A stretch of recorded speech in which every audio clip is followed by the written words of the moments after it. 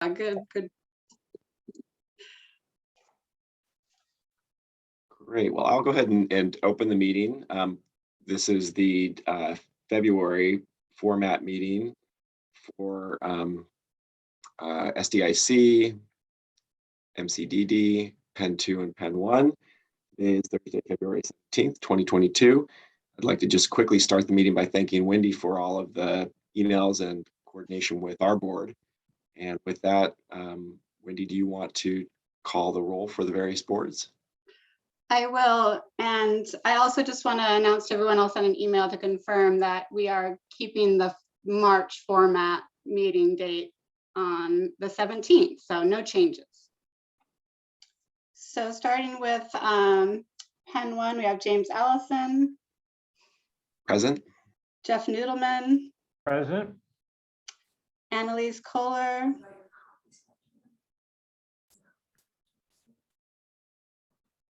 Annalise will not be here today.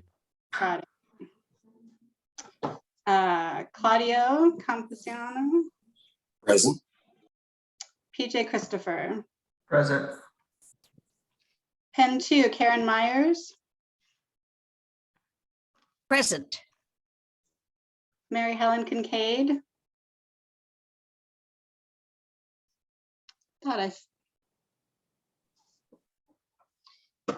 Not yet. Kathy Kellen.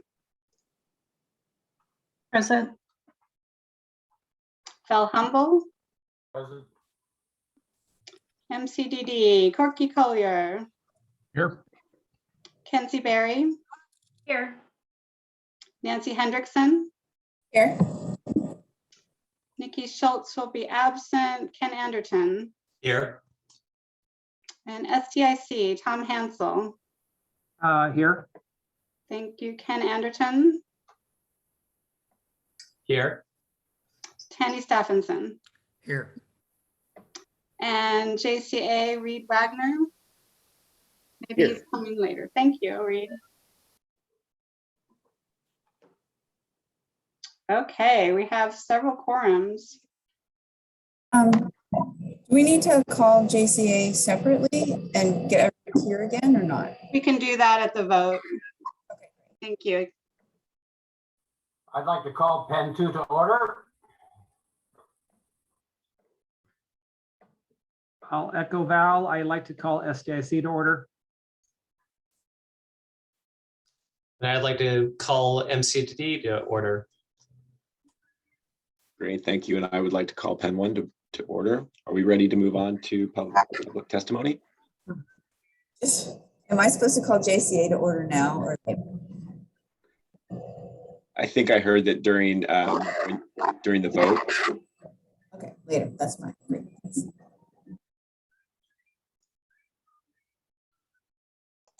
I'm not expecting any public testimony. Great, thank you, Wendy. So we will move on to item C, finance and contracts. Janet? Hi, everyone had the new contract report for the January contracts that were done for all the different districts. So I guess it's a pretty standard report every month that we do this. Does anybody have any questions about the contracts that were written?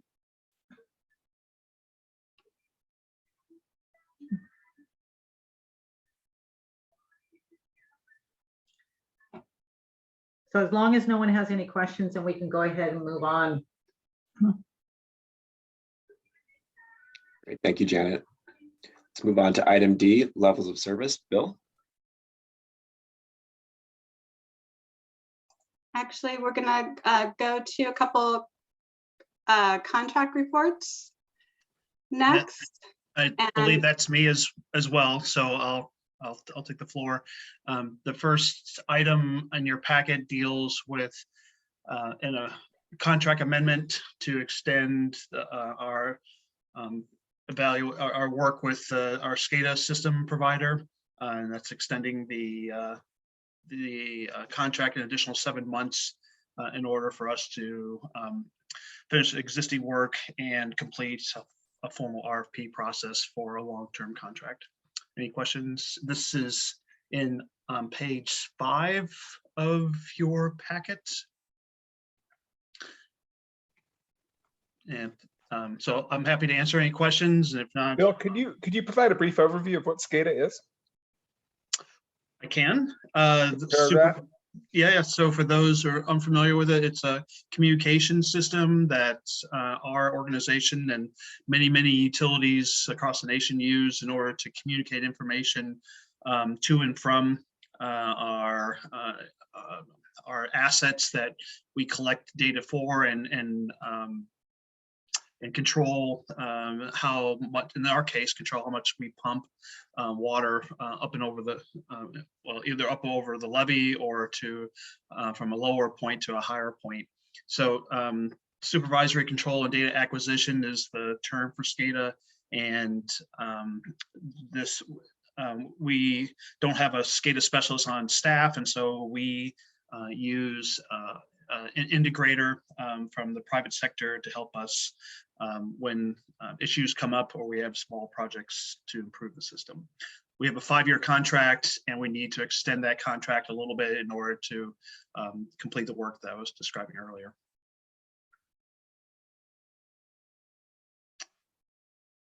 So, Bill, this extends the period of performance, but not the overall compensation. Is that the way I'm reading this? That's correct. An additional 7 months through September 30 of 2022. And Thank you. Questions? I can put the motion in the chat if that's helpful for folks. I just have a quick question. Is that extension sufficient for you to then do a competitive solicitation? That's correct. Okay, great.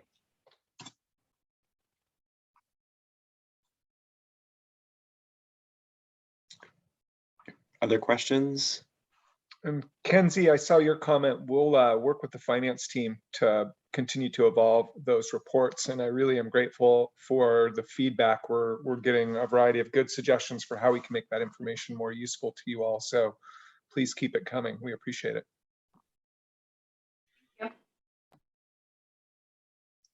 Unless there are further questions, I'll go west to east. Is there a motion from the Penn One board?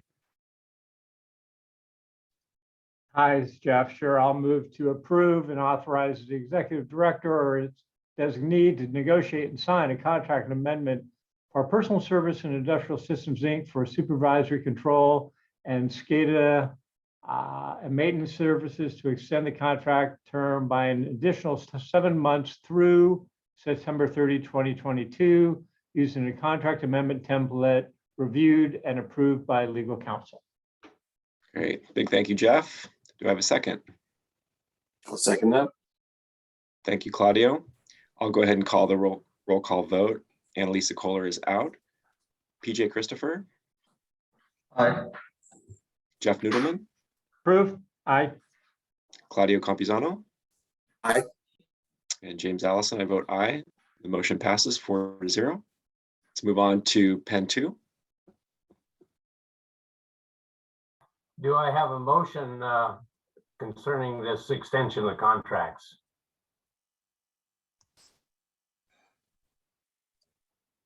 Well, I just got here late. But I'll make a motion that Penn 2 extend the contracts. Thank you, Mary Helen. Do you need more official than that? Sorry. Hong, is that official enough?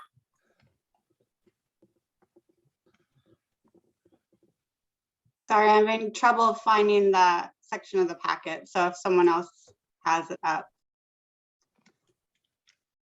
I couldn't find it myself. On page 5. Page 5 at the bottom. And I did copy the motion into the chat for those who can access it. There you go, Mary Helen or someone else. Can you read that in the chat? I don't see anything in the chat. Okay, In my chat. I'll do it.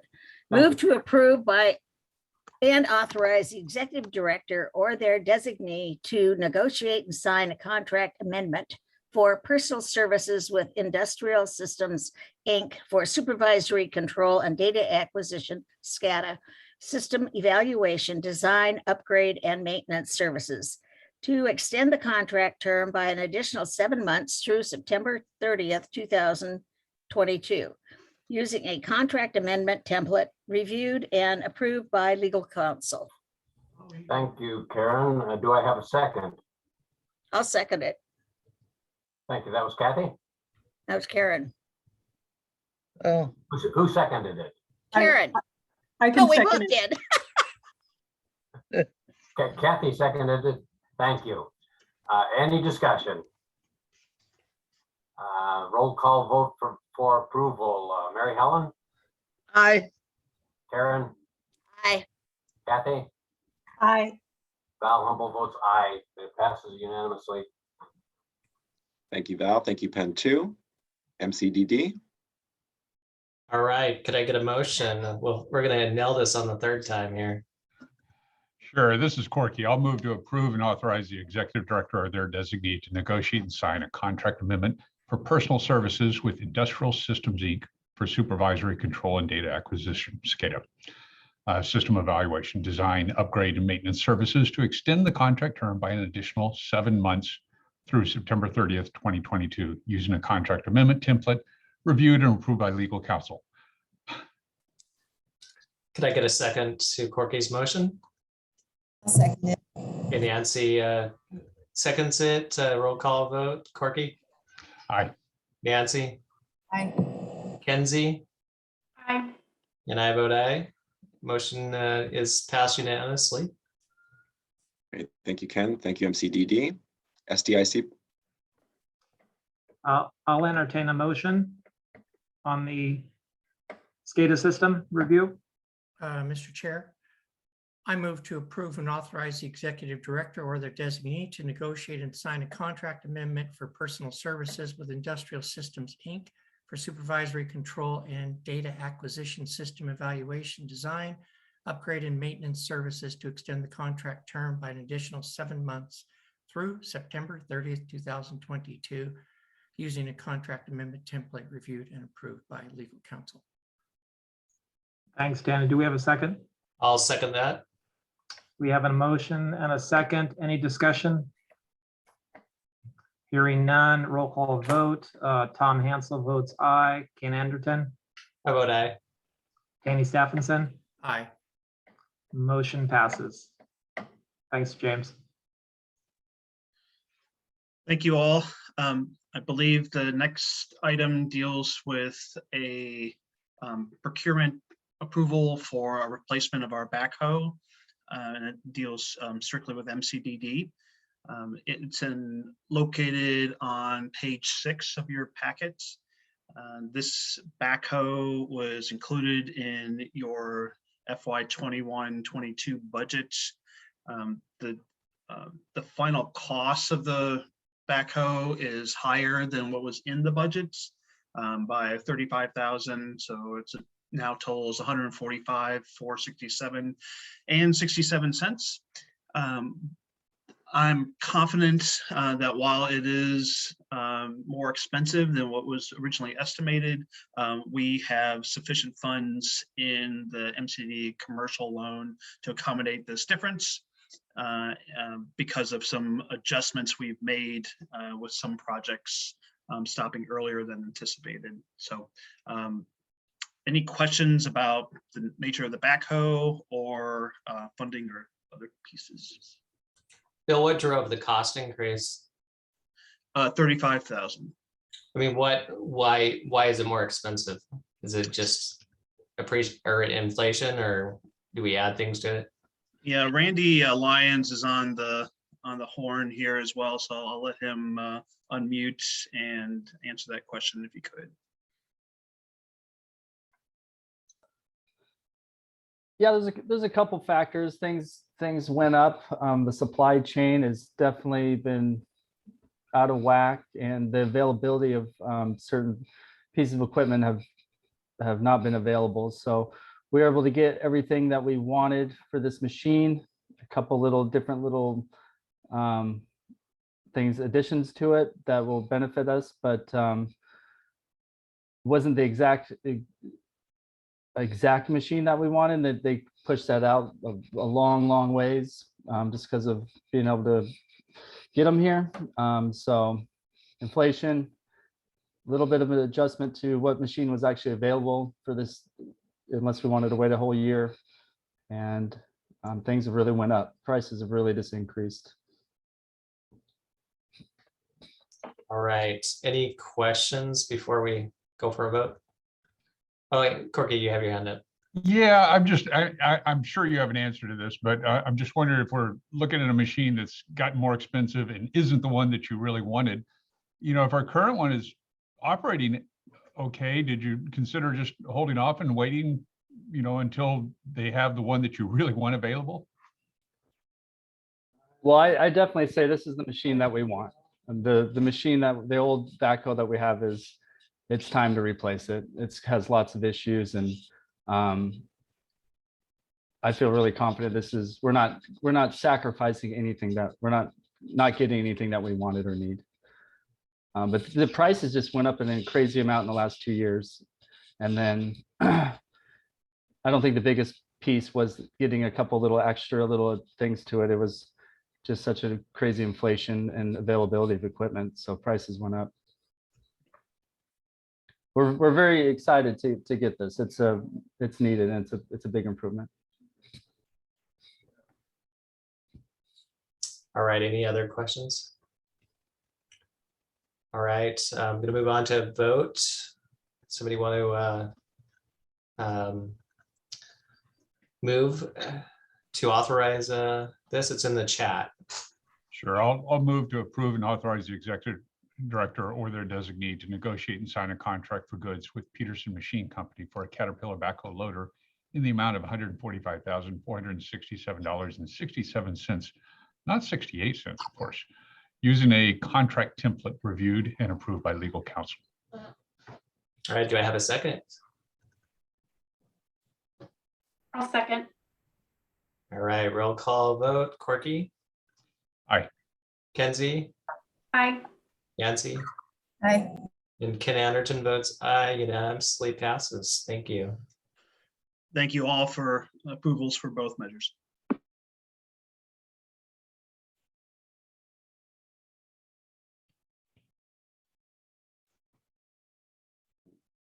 Ben, for the financial report.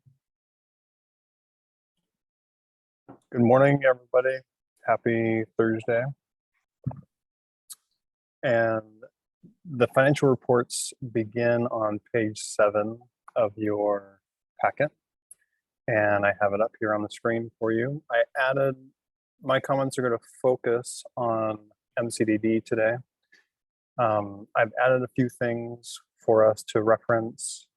Line item over here on the left-hand side. Also a prior year to date comparison.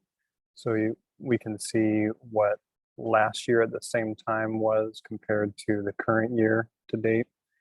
And then budget to actual comparison. So I'll just highlight a few things for the group here. Through the end of January, we are 58% through the fiscal year. However, when we look at personnel expenditures, we're only 54% through our 26 pay periods.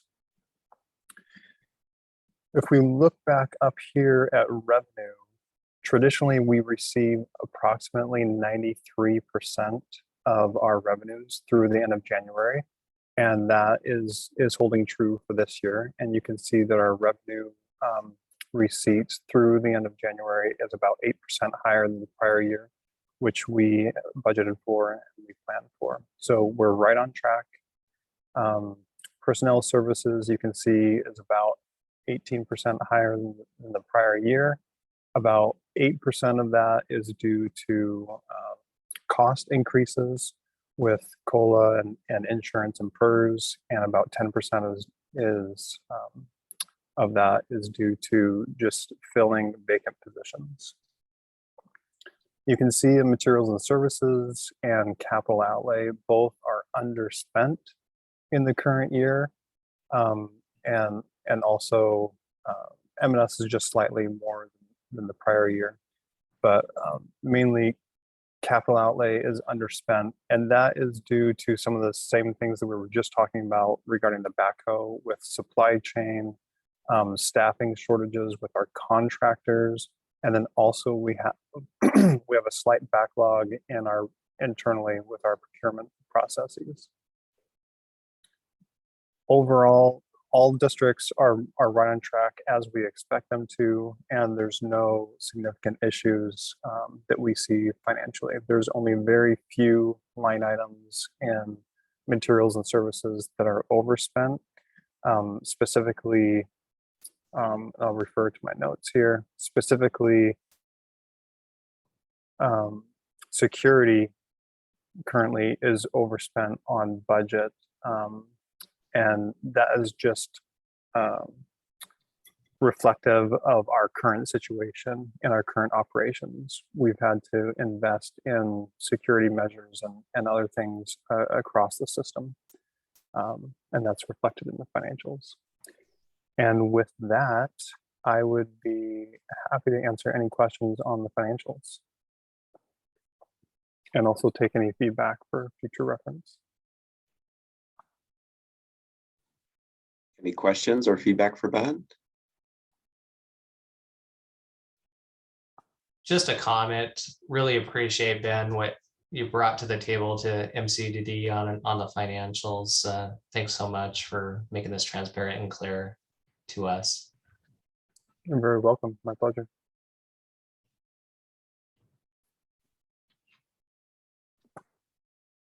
I echo that. This format makes it easy to digest, which I appreciate. And I want to third that, because being a non-accounting person, this has made it so much easier to answer that question. Well, what do they spend our money on? So thank you for making it simple when you probably think in far more complicated terms. So thanks. Only sometimes. Try to keep it simple for everybody. Great, thank you, Ben. Okay, are we ready to move on now to item D, levels of service? I believe so. So I'll have an opportunity to offer some initial comments, and then most of the presentation, I'll turn it over to Andrew Riggs, part of our engineering team. The materials that are found on pages 14 through 16 in your packet relate to this particular topic. As you all know, you had a recent opportunity to provide some feedback through a survey that Andrew provided. And so we're here to show a summary of that feedback and hope for some additional direction from you as we go forward and use this information to ultimately craft levels of service for these existing boards. So the overview today, I'll give a little bit of context for this presentation, and then Andrew will talk about some of the data sources, other topics that we want you to make sure you understand before we open up the meeting for more of a Q&A. So, right, so the stakeholder expectations are part of a larger effort that staff has started to develop and expand our asset management program. You all looked into this in some depth back in August of 2020 and eventually approved a set of asset management principles through a resolution there. And included in there is a set of levels of service, which really is a foundation for most of an asset management program. And so to get to that point, we want to make sure that we understand what our stakeholders want us to achieve for the dollars that they provide us through assessments. And those reflect what those expectations are. Ultimately, that information gets translated and reworked into levels of service, which is what the services of the organization can realistically deliver, given those expectations, as well as legal obligations, regulations, and financial constraints. So this is the statements that you see in your packets, and Andrew will go over in some level, expresses what you all think and what staff feel that are those expectations. Know that we'll be doing more of this type of work once a new district is formed, and more extensive outreach efforts to those ratepayers to refine expectations from the new district. But this information and the levels of service that come out of this project really provide a great baseline for that new district to use as a basis to refine their own levels of service moving forward. And having these levels of service stated in a document is just an extension of some of the duties that you folks currently provide and will need to transfer over to the new district. So with that, I'm going to turn it over to Andrew and let him finish the presentation, and hopefully we'll be able to answer your questions. Thanks, Bill. As Bill mentioned, these statements, which are, I believe, now on page 17 and 18 of your packet, they're quite extensive. I didn't want to overwhelm everybody putting them up in front of you. But they really seek to represent what it is that you and the landowners that you represent expect from us for their assessment dollars. And so the process that we went through actually back in 2018 to start with, there was some in-depth consultant-led interviews with multiple stakeholders across the organization, including a few of the existing board members.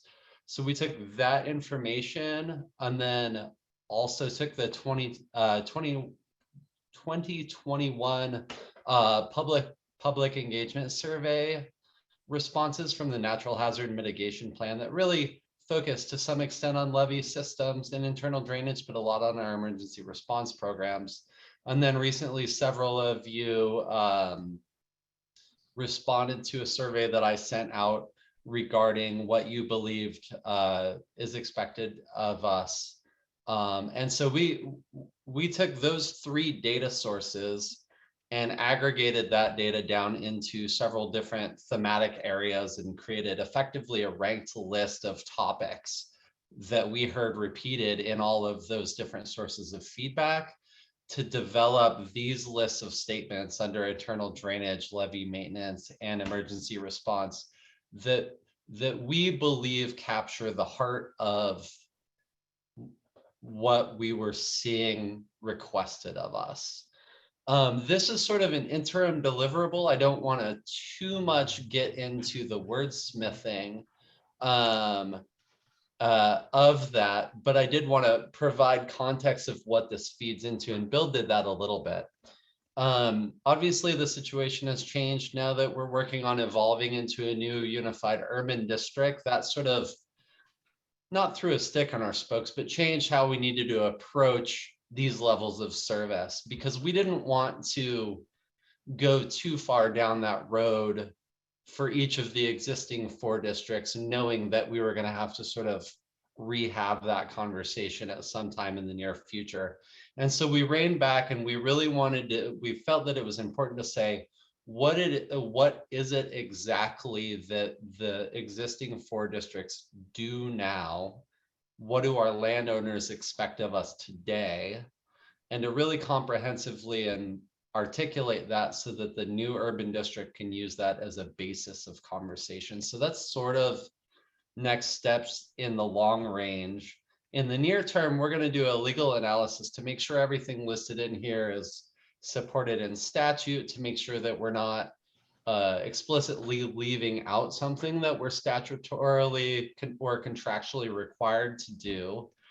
And then we're going to put that in a report and bring that back to the boards at your guys' individual board meetings in April to really start discussing more of the wordsmithing and the subtleties there, and to make sure that that's something that ultimately we hope that each board can approve and feel comfortable for us to pass on to the new urban district boards for consideration as sort of a baseline service level.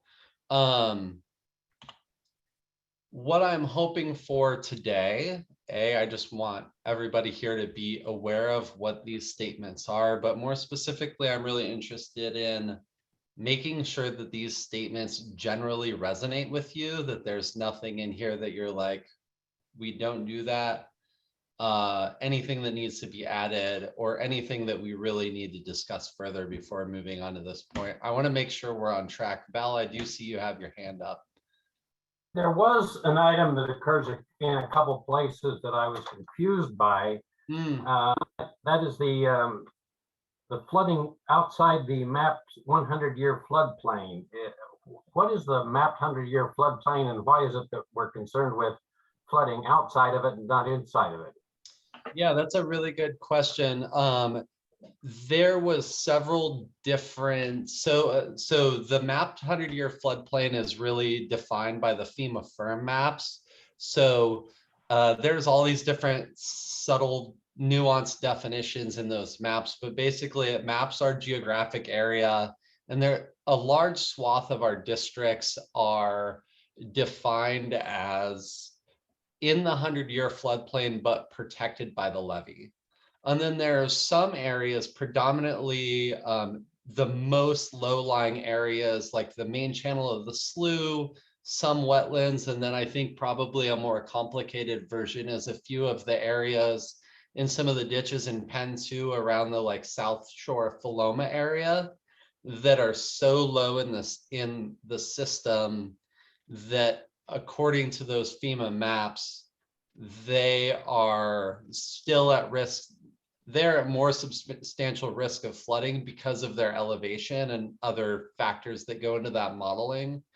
I think it's important to note that the boards deliberated, to my recollection, and I'm not an expert on this, but on those topics, and identified that those were sort of very nuanced local drainage areas in those very lowest parts of the system.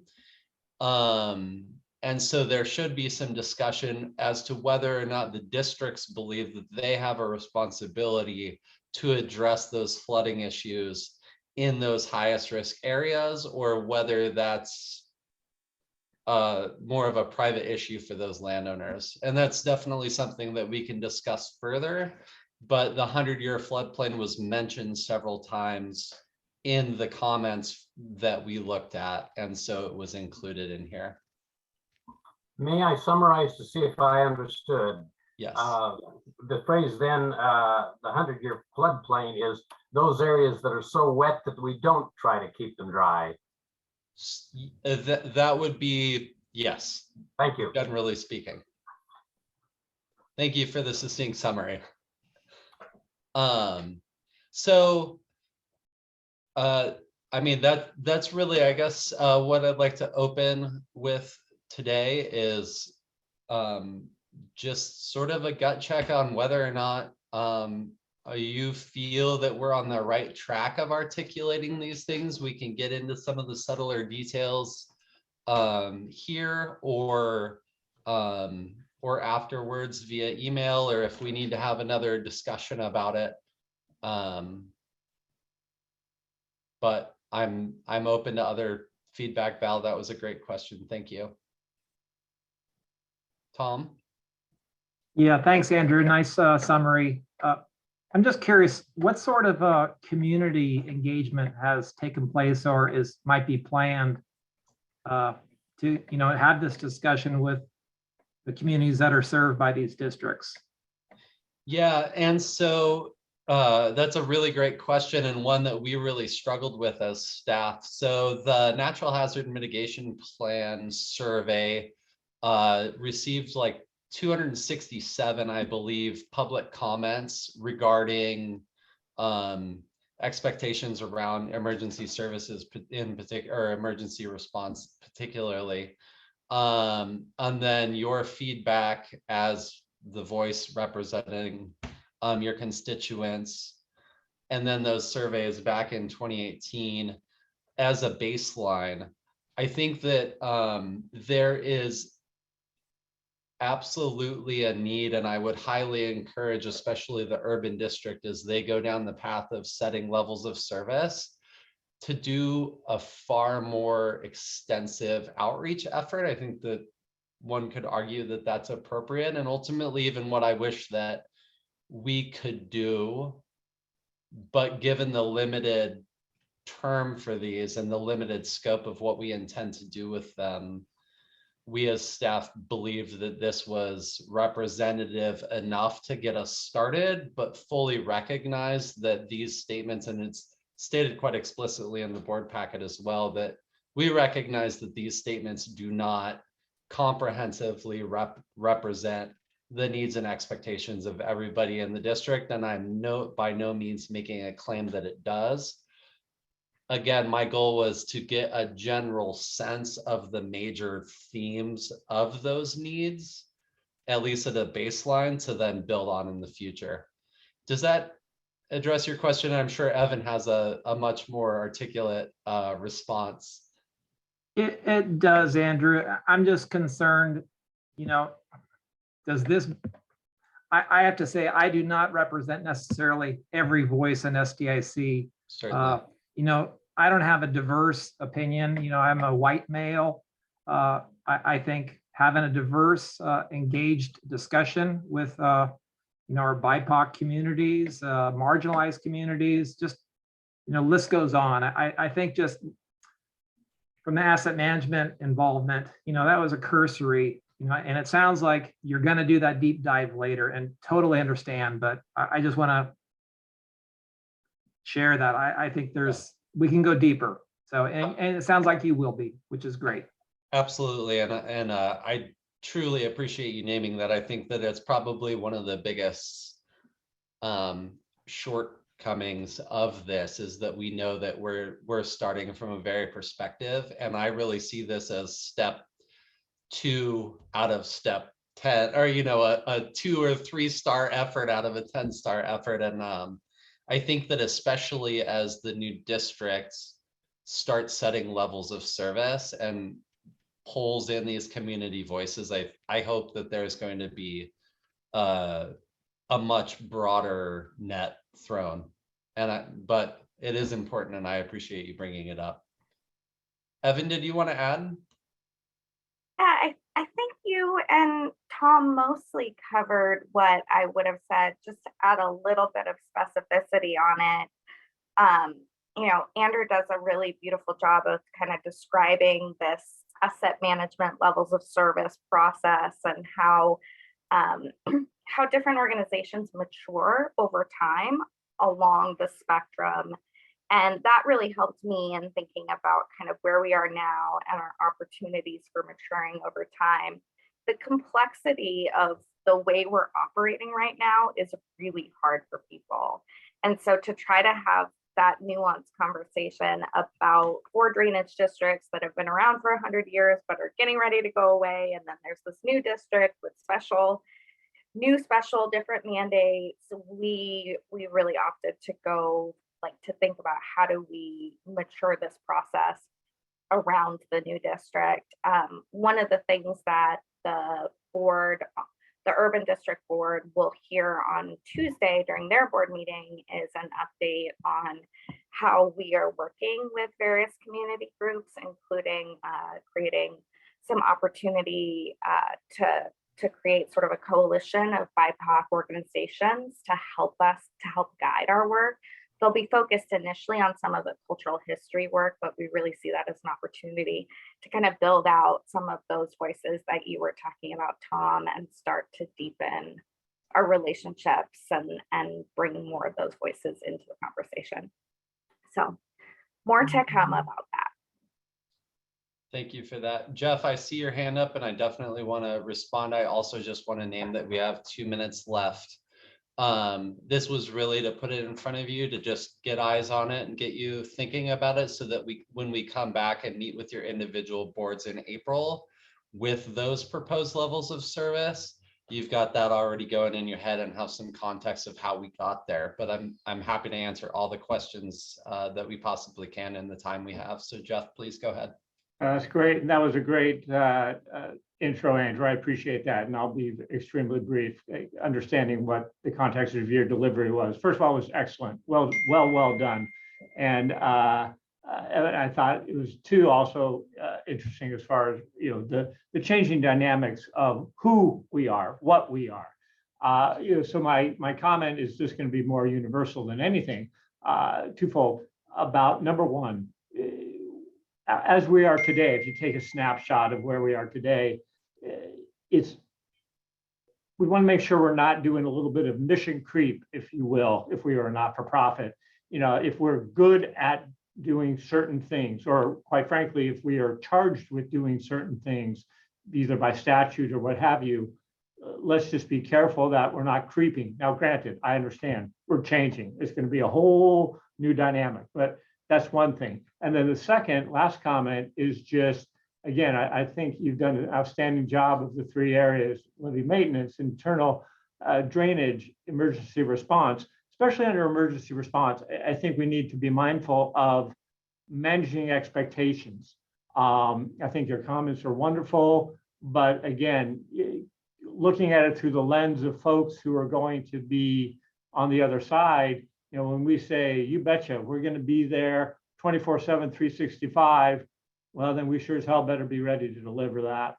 So, you know, expectations are sometimes more important than the reality. So excellent job. And, you know, we can save the deep dives until later, but I just want to throw those out. They want us there 24/7, but they don't want to pay the assessments. That's the challenge. Well, I appreciate that observation. And Jim, I think that is exactly what was on my mind. One of the most valuable tools to having very clearly defined levels of service as decision makers is to say, well, if you want us there 24/7, 365, this is what it's going to cost.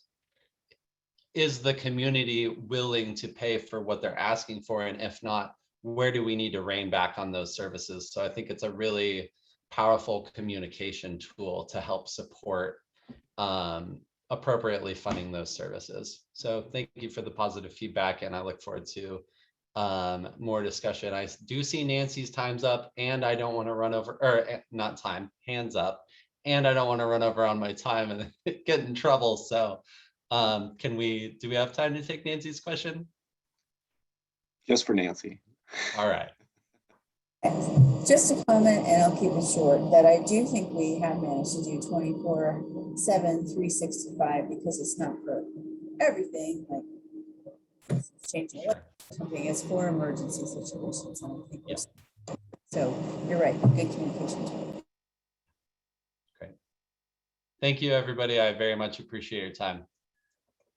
Great. Thank you, folks, for the discussion and the questions. Andrew, thank you for the presentation and for being conscious of the time and the agenda. I do look forward to the Penn 1 board meeting where we'll get to do that deeper dive. Nice work. Let's go ahead and move on to item E, review of revenue structures, sources. Ben. Good morning again. And my comments today are focused on the funding dynamics across the entire system. So all 4 districts, including the JCA, and then also a little bit of the urban district. And I'll try to keep similar to Andrew, I'll try to keep my comments brief. So today we're going to talk about the purpose or the objectives of why we're talking about this today and future conversations. We're going to talk a little bit about property assessment revenue, contract revenue, how resources flow into MCDD and through the system, MCDD and the urban district funding, and JCA.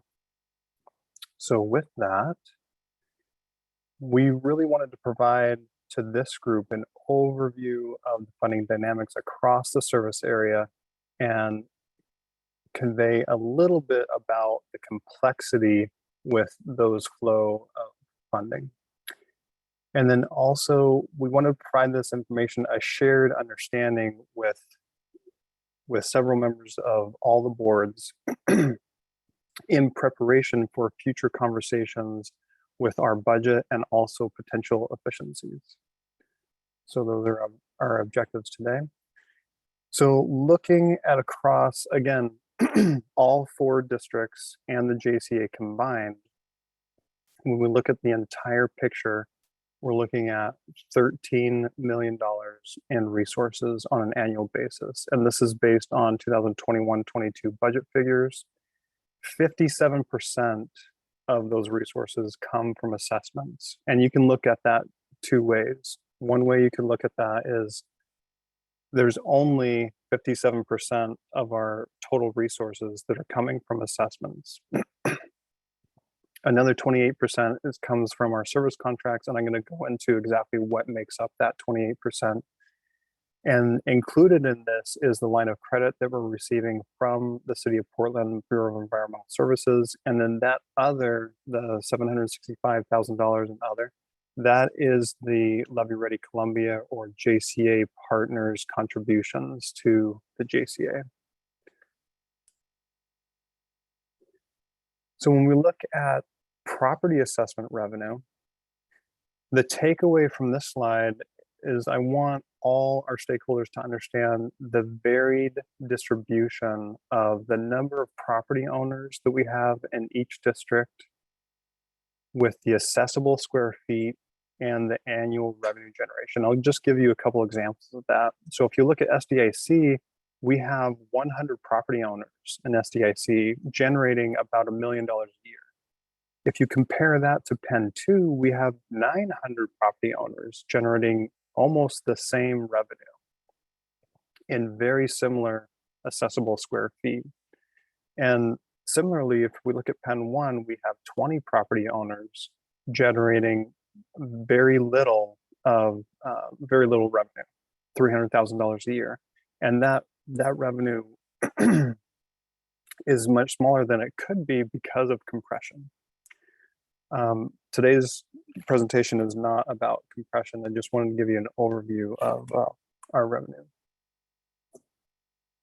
If we look at the most significant or the largest property owners across our system, really these are the top 3 largest property owners, the Port of Portland and their lessees on their property, the City of Portland and Metro. These 3 property owners make up 49% of our total assessments or revenue across the entire service area. And you can see many of these property owners have properties across the 4 districts.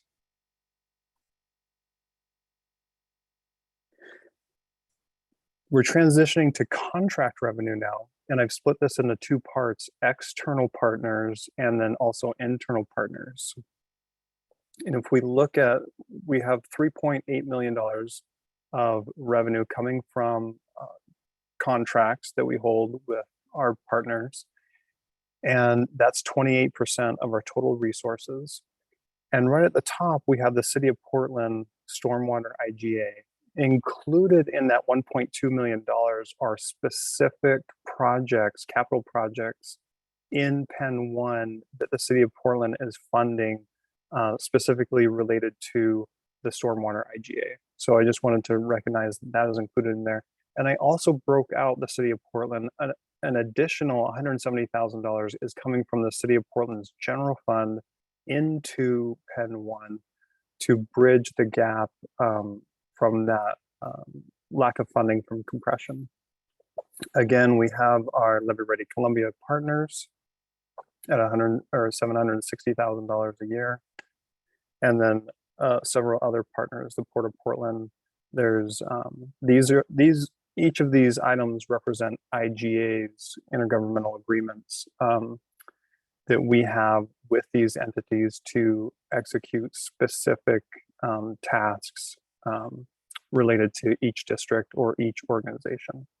And then internally, these are from the urban district, Penn 2, SDIC, and Penn 1. These amounts are related to the work that is performed on behalf of these districts by MCDD staff. And that rounds out the $3.8 million in contract revenue.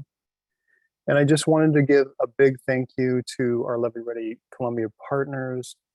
Most of these partners are represented in that $760,000 that is contributed to the JCA or Levy Ready Columbia efforts in MCDD. Again, not all of them, but most of these organizations contribute monetarily to that work. And when we look at the flow of resources, this is just an example. District A, this could be any of the other 3 districts we have IGAs with. MCDD will complete the services outlined in those agreements.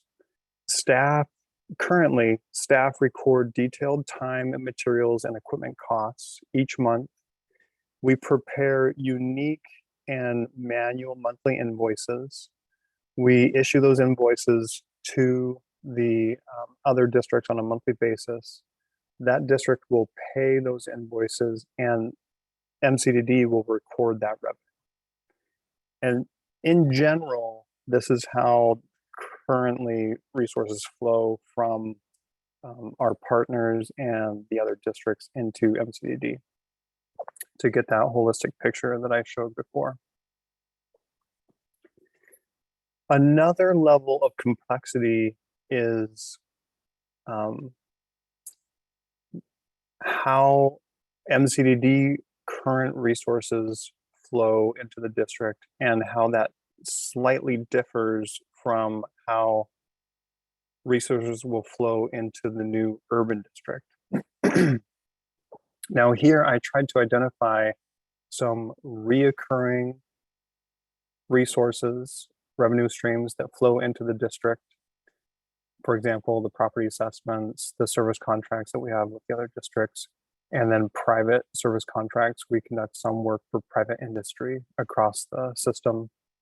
And then there's some one-time resources that are currently flowing into MCDD, namely the line of credit from the city of Portland and also local, state, and federal grants. When we transition to the new urban district, we currently have some one-time resources that are funding the startup of the new urban district. And those are the line of credit from the city of Portland, but also one-time contributions through Levy Ready Columbia or JCA from the existing districts. And then the reoccurring revenue streams for the new district will most likely come from future service contracts, if those continue, and also the new revenue model that we'll be talking about from now through the end of the year, calendar year. Another level of complexity that we just wanted to convey to this group is that when we look at JCA, the funding for the JCA, we have Infrastructure Financing Authority. This is from the state of Oregon, Business Oregon. We have loans coming into the JCA to fund specific items. We also have partner payments that are one-time. Those partner payments will cease in fiscal year 2024. And then we also have a one-time Business Oregon grant for, I believe, startup costs related to the new urban district. Now, the JCA, it funds several things. So the projects, some broad brushstroke projects the JCA funds are the startup of the new urban district, the Portland Metro levy system, PMLS, modernization project, pre-engineering and design, and then also levy accreditation. Each one of those slides had a key takeaway that I wanted this group to leave with, and I've just listed these out for you here. Just in review, assessments comprise 57% of our current total annual resources for the current fiscal year. There's a wide variety of distribution of the number of property owners, accessible square feet, and the annual revenue that those generate in each district. Our three largest property owners comprise 49% of assessment revenue. Our external partners contribute 62% of our total service contract revenue. And the distribution of costs across the 6 entities, that's the 4 districts, the JCA and the new urban district, currently is paper-based. It's extremely labor intensive, and we are reviewing that process in hopes to achieve some efficiencies and savings going forward. The JCA and the new urban district startup have added new scopes of work to our existing or historical scope, and which include compliance requirements and have added layers of complexity to how those resources flow between the entities. So this is in preparation for future conversations that we hope to have with board members. And we hope that this develops somewhat of a shared understanding and base knowledge in preparation for those conversations and as we go into the budget development for next fiscal year.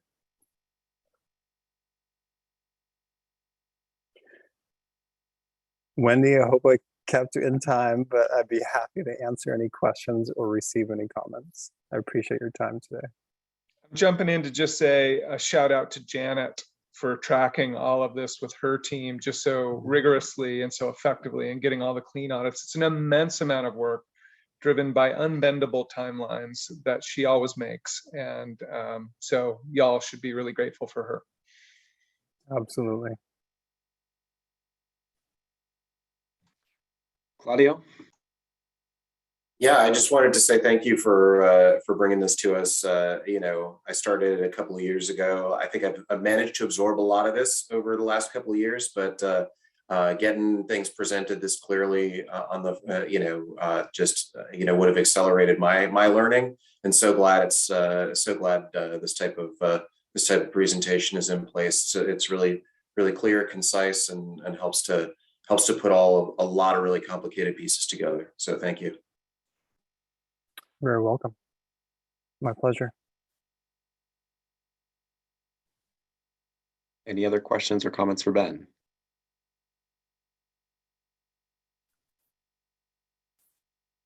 Great. Well, I'll echo Claudio's comments. Thank you. Very clear presentation.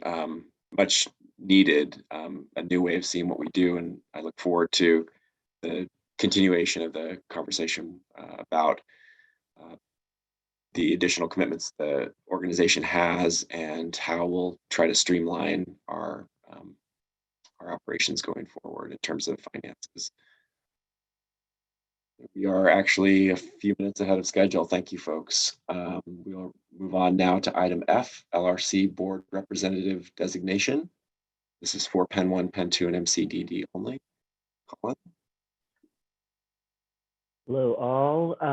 So this is just for Pen 1, Pen 2, and MCDD, but in January, the Urban Board approved a motion which absorbed the work of the LRC IGA board to the Urban District. And what that would mean is that the LRC IGA would stand through fiscal year 24, but the representatives on the Urban Board would serve as the LRC representative. There's a few benefits of this. It would add some streamlining, but it more importantly would really tie the decision-making, especially around the non-Portland Metro Levy study projects that are needed for certification, to the Urban Board, who ultimately would have the responsibility for paying for those projects. So it has that benefit. And it also will continue to drive, since the IGA remains, will still be bound to achieving the goals that are set in that IGA. In that resolution coming from the Urban Board was the request for each of the parties to designate to the IGA board the same representative. And so while the representatives are largely the same across the full LRC board, there are 3 changes amongst the drainage districts, and that is a request today to approve changing the current LRC reps in each one of those districts over to the Urban Board rep. And so, yeah, before any other discussion of that, I wanted to see if there's any questions about what the goals here are or anything else you might have questions about.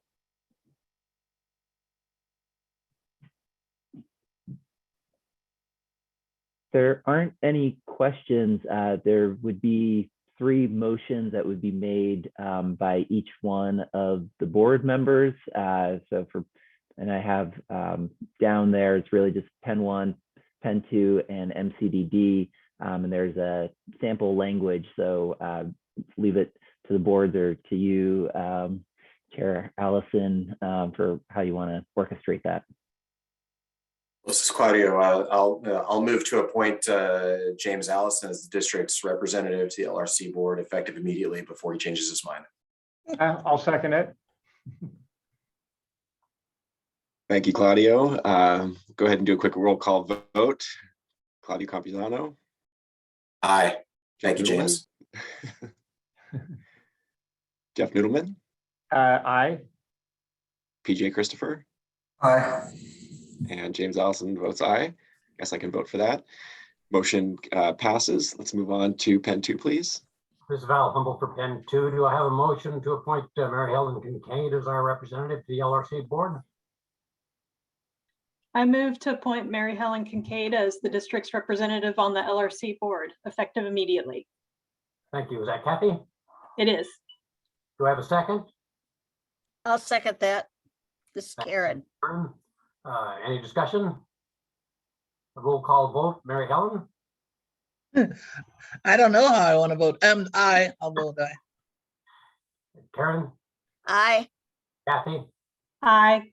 Val Humble votes aye. Passed unanimously that Mary Helen Kincaid is now Pen 2's representative on the LRC board. Great, thank you, Pen 2. Let's move on to MCDD, please. All right, do I have a resolution to appoint Corky Collier to the LRC board? Sure. I will move to appoint Corky Collier as the district's representative on the LRC board effective immediately. Do I have a second? I'll second that. All right. Roll call vote. Nancy? Aye. Kenzie? Aye. Corky? Since it's me, I'll abstain. Okay. And Ken Anderton votes aye. Everyone approves with Corky abstaining. Corky, I'll show you the secret handshake after the meeting. I was looking forward to that. Thank you. Okay.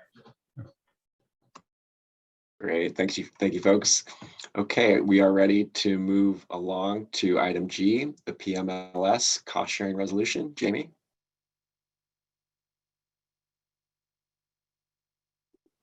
Hi, everybody. It's Jamie Damon with Kearns and West. I've been working with all of you and with your staff to advance conversations around the PMLS. I'm going to go ahead and share my screen. And I've got a presentation to share with you.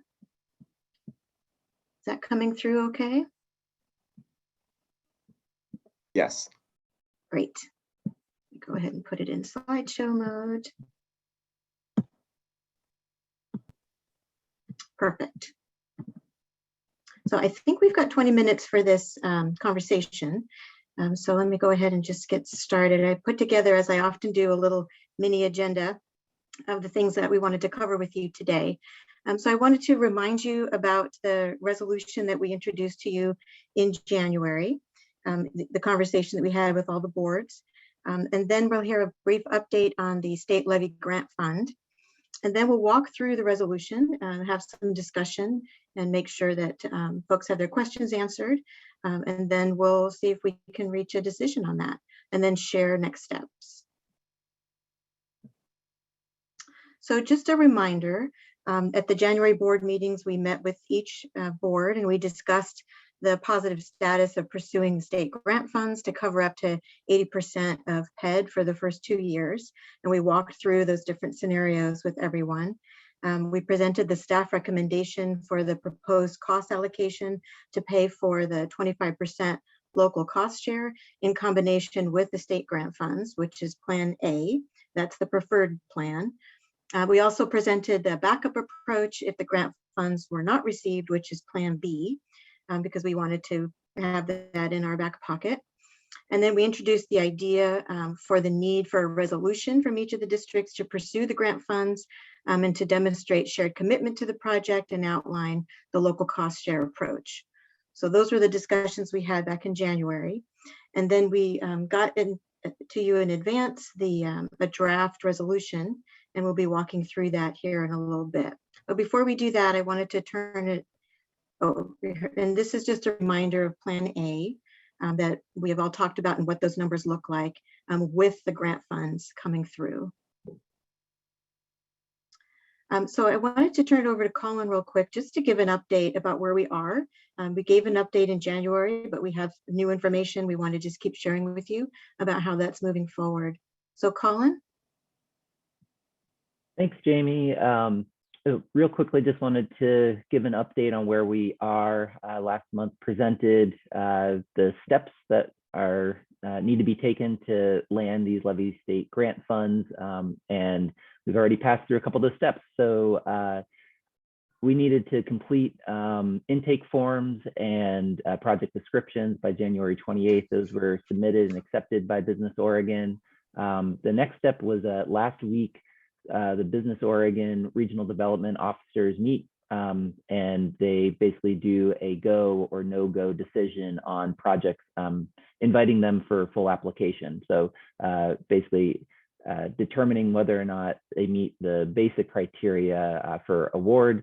And so that was brought at the February 7th meeting to that regional development officers meeting. They approved all 4 of our requests. And as a reminder, each one of the districts has a separate request in there.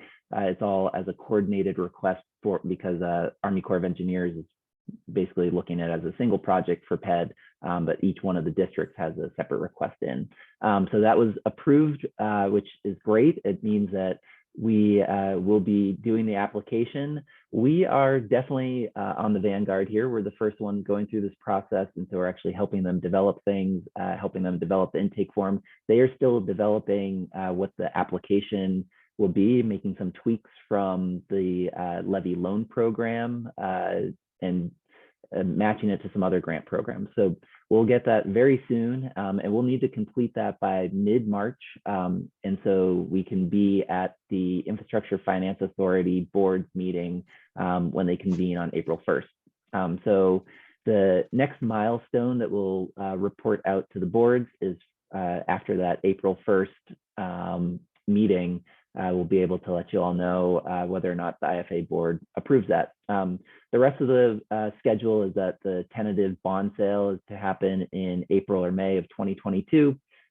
We will have the contract awarded upon approval summer of 2022, and the grant funds would be available in October of 2022. And I see Val has his hand up. If I recall correctly, there's a pool of money that's dedicated to urban flood districts. Do you know whether there are other approved urban applications? No, so you're absolutely correct. There only 40% of the total $15 million fund can go to urban applications, so that's $6 million. And we are the only applicant at all at this point, but that is because Business Oregon is still putting together their sort of sales documents where they post it on their website and get that information out to other agencies around the state. We also have a coalition that we've been working with for the last 7 years, which helped create the levy subaccount of the Infrastructure Finance Authority loan, which helped advocate for this grant program to be developed. We'll be reaching out to them and telling them this is available. We want these grant funds to go out. And so even if it is competitive, we still want to make sure that as much of this grant is expended so we can go back to the legislature and say, here, this need is seen throughout the state. There, at least on an initial review of likely projects, there doesn't seem to be other urban projects, but there may be some that come up. Thank you. Any other questions before we move on to take a closer look at the resolution? All right, thanks, Colin. So the resolution is, there was a resolution sent out in your packet about a week ago, and there have been subsequent conversations since then as we've gotten some additional feedback. And so a new resolution, refined one, was shared with you, I believe it was yesterday. And so it looks a little bit different. But before we take a deeper dive, there's just a couple things I just wanted to lay out in terms of context. So if you remember from our conversations in January, one of the reasons why we wanted to advance the idea of the resolution is to make sure that for our congressional delegation and for our state partners, that they continue to see that the districts are working together. That's number one. The other is we wanted to make sure that we could settle in on the cost allocation piece of it to inform the budget process for each of you that's moving forward. So that's the timing part of it.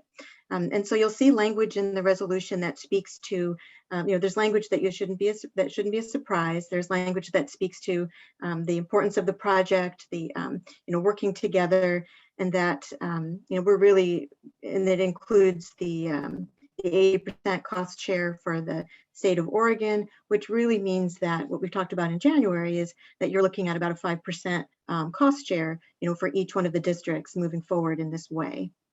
So, so that's the setup. I wanted to just give you that little reminder and context. What I would ask is I hope that you all have it up on your screen and then you can walk along with me. But before we do that, I wanted to, Ken, is it okay if I lean on you for just a moment to just share a little bit with the rest of the board, some of the reasons why the resolution looks a little bit different?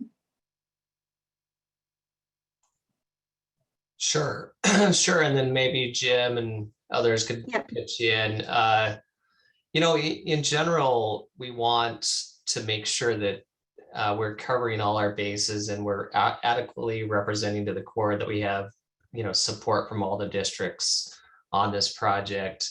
But we also understand this is a very complicated project and we want to simplify it as much as possible. And so looking at the language and the whereas is we asked Hong to pare back these where we can and make them a little more user friendly. And so the average reader who might pick up this and landowner can hopefully understand what we're doing, but still not have it so complex in legalese language. And so I want to invite others to comment, especially Jim, on that as well. Thanks for that, Ken. Jamie? Yeah, go ahead, Jim. So I think the other piece of this is really just calling out where we are in this funding decision and really calling out where the boards have additional decision points that they're going to need to make. And in particular, I think several districts were concerned about their total potential outlays and wanting to be assured that committing to this phase doesn't necessarily commit additional dollars without board approval. So that was one change that we made. The other was to really punctuate the fact that we don't have a grant award or a grant agreement yet. And for each of the districts to be obligated to a grant agreement requires a vote of that district board to accept that. So we've called that out. Those were all things that would have been in place anyway, but because we're actually starting to invest real landowner money in this work, we wanted to call out those steps where the boards retain decision authority going forward and really punctuate those so that the landowners know that you guys are keeping a close eye on all of this. And there's some uncertainties that still need to be presented to the boards before this is all complete. Is that what you were looking for, Ken? Is there more I could say, or if another Tom or some of the other board members we spoke with? No, I wanna think jump this in? is important to know that this is an interim step. We're trying to document where we're at. These will lead to more with any federal grant or state grant. You're going to have grant language that goes into documents. That's going to be a little bit more lengthy document that gets approved through the boards. But this is just a summary of support and where, a snapshot in time of where we're at as board members, and that the significant contributions we're committing to in theory, and that will lead to more detailed intergovernmental agreements in the future. And Tom, did you want to say anything else? And Ken and Jim, you guys kind of said everything. I'll admit, SDIC had some reservations with the initial draft, and I just want to thank Jim, you and your team, and Ken for having a discussion as MCDD chair over some of our concerns. And it's definitely moving in the right direction. So, and again, I'm hoping Colin's effort to get in first in the door works its way out to a $4 million award coming into this system, right? And that's everybody's hope. So, and this just was kind of like some assumptions were built into the earlier resolutions, but this is a major step in the right direction. So thank you, Hong. Thank you for the quick rewrite as well, and Brian for representing SDIC. Okay, thanks, Tom. Couple hands up. Corky, go ahead.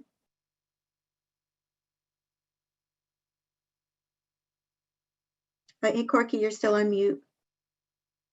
I know. Sorry about Everybody that. hates to hear that.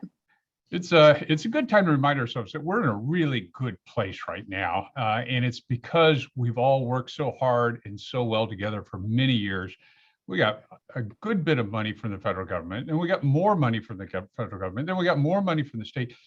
That would not have happened if we weren't all working really well together and in unison. There are some questions and concerns occasionally that pop up, absolutely, and we need to address those. And if any of you ever feel like they're not addressing, feel free to come to me, and I will be on your side to make sure that any concerns you ever addressed. And I think, I don't know about you, but for me, there's also concerns that we keep seeing, the numbers get bigger and bigger and bigger. We're spending a lot more. But when I look at it closely, I see staff doing a really good job of controlling costs and keeping them down as much as possible. You just don't see it very easily when costs inherently are going up, because the alternative is costs would go up even more. So I just want to make note of that and remind everybody that our congressional delegation, the Army Corps, the state, they're watching us. And so I encourage unity on all of this. Thanks for that, Corky. Nancy, go ahead. Yeah, I agree. I definitely think because we're all working together, we've had a lot of success, and not to lose track of that. And I want to, what did I want to bring up? I guess we're on the whereases, right? Yeah, I have this broken into two slides. I've got the whereas on this slide, and then the next slide is the what you're actually agreeing to, the resolution language. Oh, my thought. Thank you. Yeah. Claudia, your hand went up and then it went down. No, that's okay. I think it's for a little bit later in the conversation. All right. Thanks for that. As I mentioned, Nancy, I've got the resolution broken into two parts. This slide is all the whereas. The next slide is the district board resolves. And so let's just kind of slow it down and see if there are thoughts and discussion around the whereas, and then we'll move to the next slide. So anybody have things to add on the whereas, or things they'd like to modify?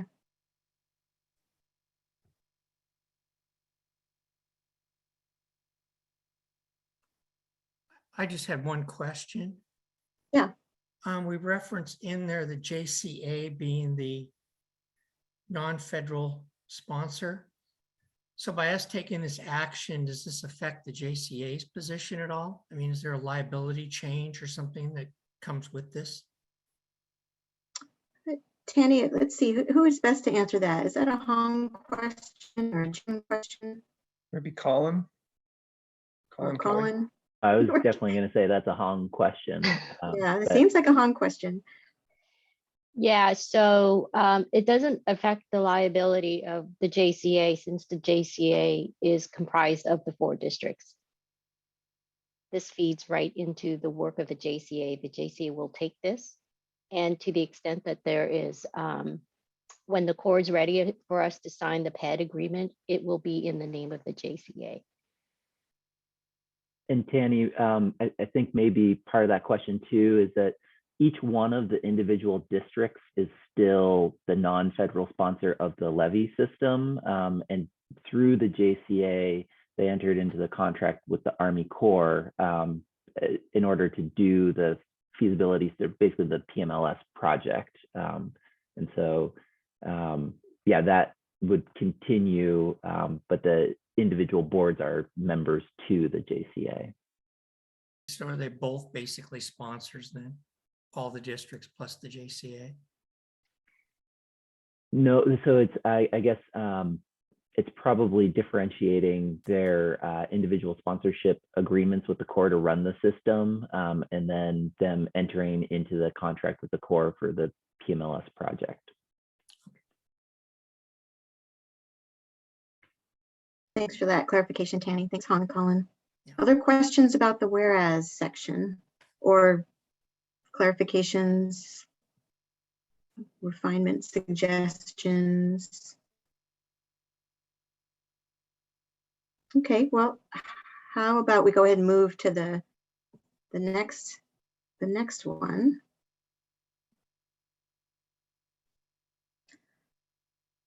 The district board resolves questions, clarifications about this section.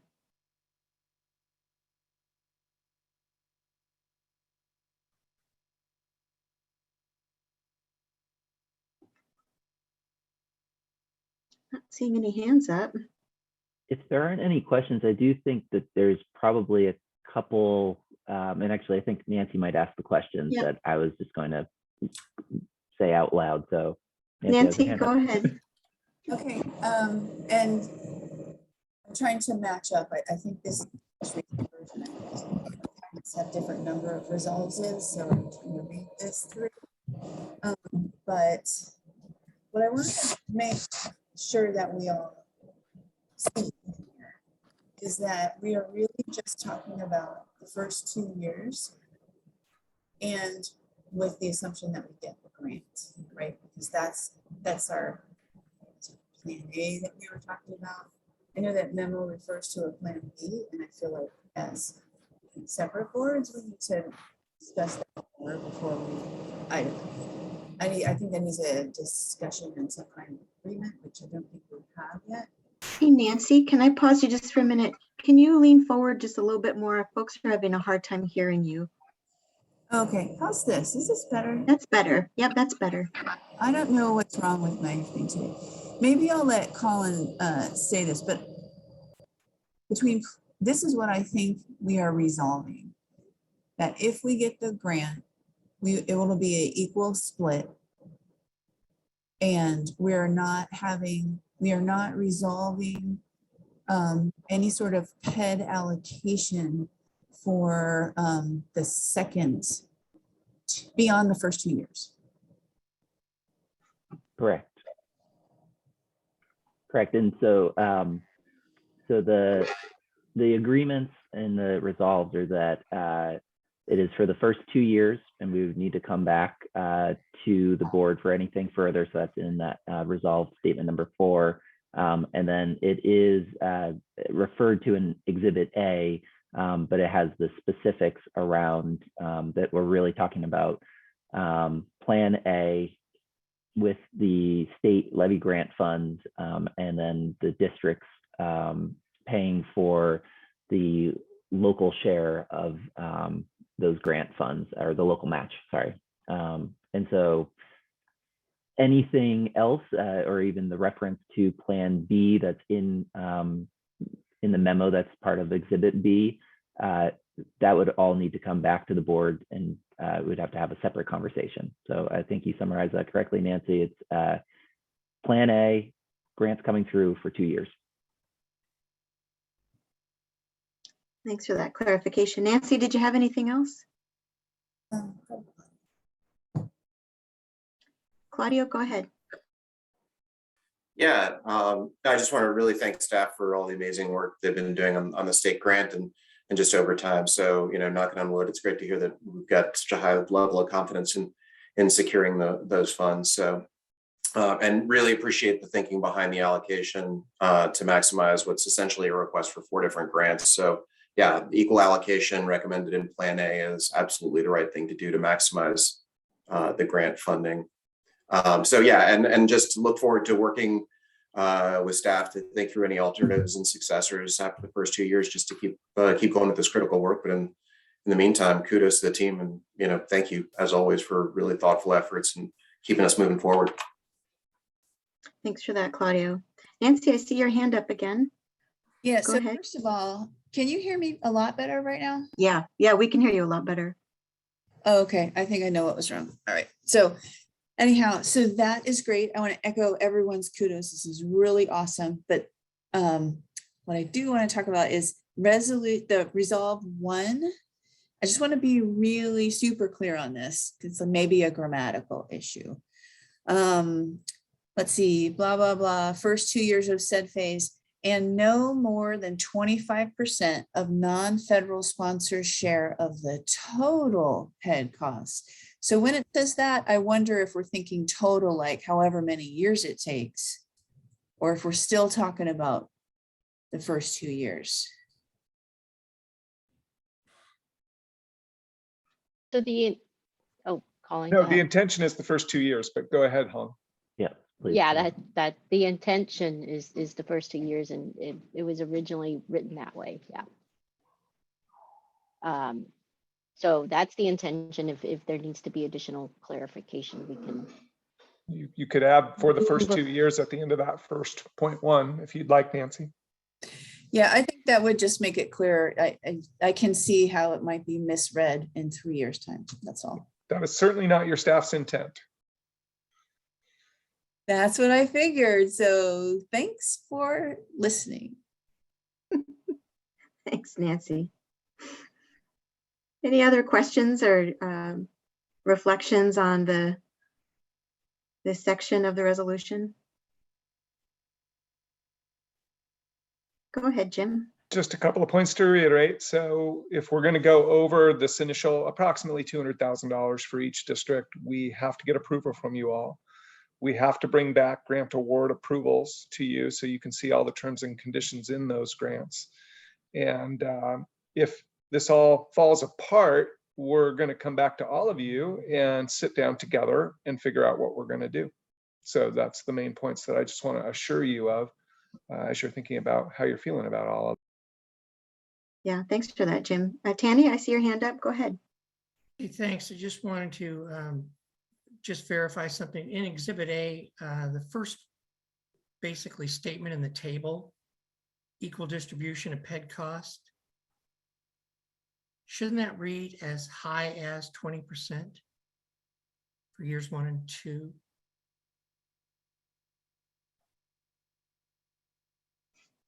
For that part. Are you talking about the memo? Exhibit A. I think that on the balance of that the levy grant funds are up to 80%, I think the lever moves the local match down to 20%. Right, but it wouldn't go higher than 20%, right? It wouldn't go lower than 20%. So Okay. it could, Tanny, it could go higher than 20% if the state funding is less than 80%. Okay. We would be back to the board if that. But we would have to get your approval to go beyond that number that is in the table, the 200, approximately 200,000. Can't go above that without your vote, Okay. according to this resolution. Thank you. Thanks, Tanny. Thanks, Hung. And Jim, any other? I recognize we're coming up to the end of our allocated time for this agenda item. I want to make sure that everyone's had a chance to weigh in. And then we are looking for a decision on this resolution here today. Is that right, Jim? That's my goal. And again, I just want to acknowledge, I know this is a big step for you guys, and I think it's particularly important to some districts. And I want to make sure that y'all have a chance to say whatever it is you need to say. But it is important to me that we try and move through this decision, because it really does help us with our congressional delegation and the Business Oregon grant. So there's a lot at stake if we don't get this $4 million, as you all know. Yeah. There are no further questions or comments. I think I'll ask the boards to accept motions for this resolution, if that's okay. And I'll start with Penn One board. Mr. Chair, just real quickly, I did you want to add in the for the first 2 years at the end of line 1? I thought that was a good observation on Nancy's part. Yeah, I'm seeing a lot of head nodding there. Hong, on the final copy, Exhibit B will actually have the letter attached.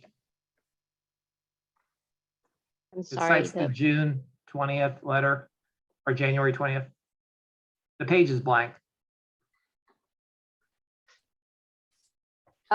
So the resolution that was sent out includes the memo that's attached as Exhibit B. So it was part of the larger packet that Wendy sent out yesterday. So yes, it will have the memo attached, Tom. For purposes of the motion, then whoever is moving the motion can just move to approve resolution number 2002-0201 with the amendment that the first resolve statement includes the addition of a reference to the first 2 years at the end of that resolve statement. Does that help? I can try to type it, I suppose. Okay. Do I have someone from the Penn One board who is comfortable making a resolution motion, please? Sure, I'll do it. I move to approve resolution, what number? 2022-02-01 with the appropriate amendments calling for first 2 years as to be added by legal counsel. How about that? Great. Thank you, Jeff. Do I have a second? I'll second that. Thank you, Claudio. Do a roll call vote, starting with PJ Christopher.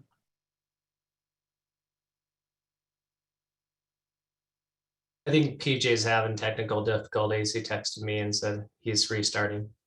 Great, thank you. I think we still have a quorum with 3. Jeff Noodleman. Aye. Claudio Campuzano. Aye. James Allison votes aye. Resolution passes. Penn 2. This Val Humble for Penn 2. Do I have a motion to accept the resolution R 2022-0201? I can make that. I move to approve resolution number R 2022-0201 to approve the allocation of the non-federal sponsor share of the PMLS PED cost. Do I need to include that addendum that was 2 years? Go ahead. Within it. That is to be included. That is to be the addendum that is to be included. A second. Thank you, Mary Helen. Any discussion? Roll call vote. Mary Helen, how do you vote? Aye. Karen Myers, how do you vote? I vote aye. Kathy Cullen, how do you vote? Aye. Val Humble votes aye. Passes unanimously for Penn 2. Thank you, Pen 2. MCDD. Yeah, do I have a motion to approve resolution number R 2022-02-01? Sure, I'll give it a go. I move to approve resolution R 2022-02-01 to approve the allocation of the non-federal sponsor share of the PMLS PED costs with the amendment per legal counsel of adding the first 2 years to number 1. I'll second that. Thank you, Nancy and Corky. Roll call vote. Nancy? Aye. Corky? Aye. Kenzie? Aye. And Ken Anderton votes aye. Motion passes unanimously. Thank you, MCDD. Moving on to SDIC. Thanks, James. So I'll entertain a motion on the PLMS cost sharing resolution and then follow with any discussion. Looking for a motion? Mr. Chair, I would move adoption of resolution 2022-0201 with amendment to approve the allocation of the non-federal sponsor share of the PMLS PED costs. I have a motion, a second? I'll second that. Also with the addition of the changes that Hong's gonna insert that we've talked about laboriously the last few minutes. And if I Thanks, could tack Ken. on one other minor change I just noticed. The title of the resolution, could we put, we're missing the Y in the word company. Sandy Drainage Improvement Company. If we could just add that in. Thank you, Tanny. Yes, Sure. we'll do that. Thanks. We have a motion and a second. Any discussion?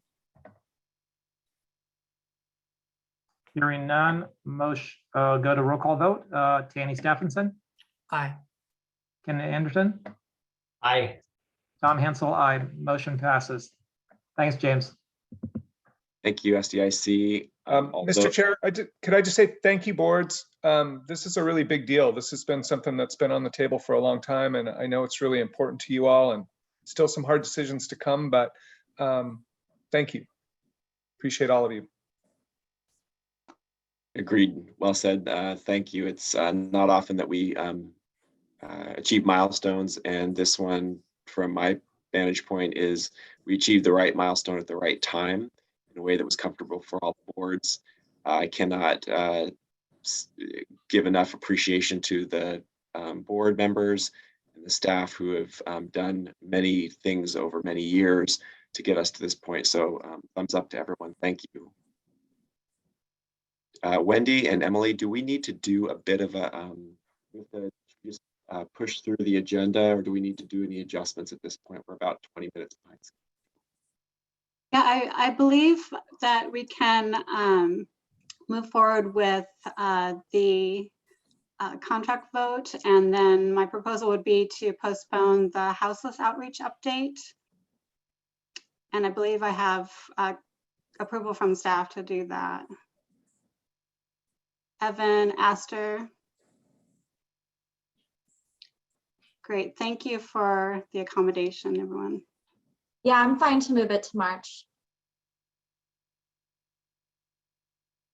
Really something to look forward to, a bunch of awesome progress, just to give you a little bit of a foreshadowing. Thank you. So we're going to go ahead and move forward with item H, correct? The urban district payments on JCA contracts. Yes. Colin. I think at this point I need to call the JCA to order. So let's see, going east to west and then at large. So Tanny Stephenson. Present. Thank you. And me, Nancy Hendrickson, I'm present. Karen Meyer. Present. Claudio Campuzano.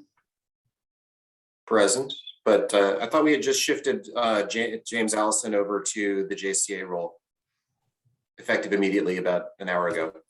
The Levy Ready Columbia IGA board, which is a sixth or seventh board. So you're still on there, Claudio. You can negotiate with James on transferring that. Thought I was out. All right. Well, I'm present. Good to know. And Reed Wagner. Great. You were muted there, but I see that you said present. Okay.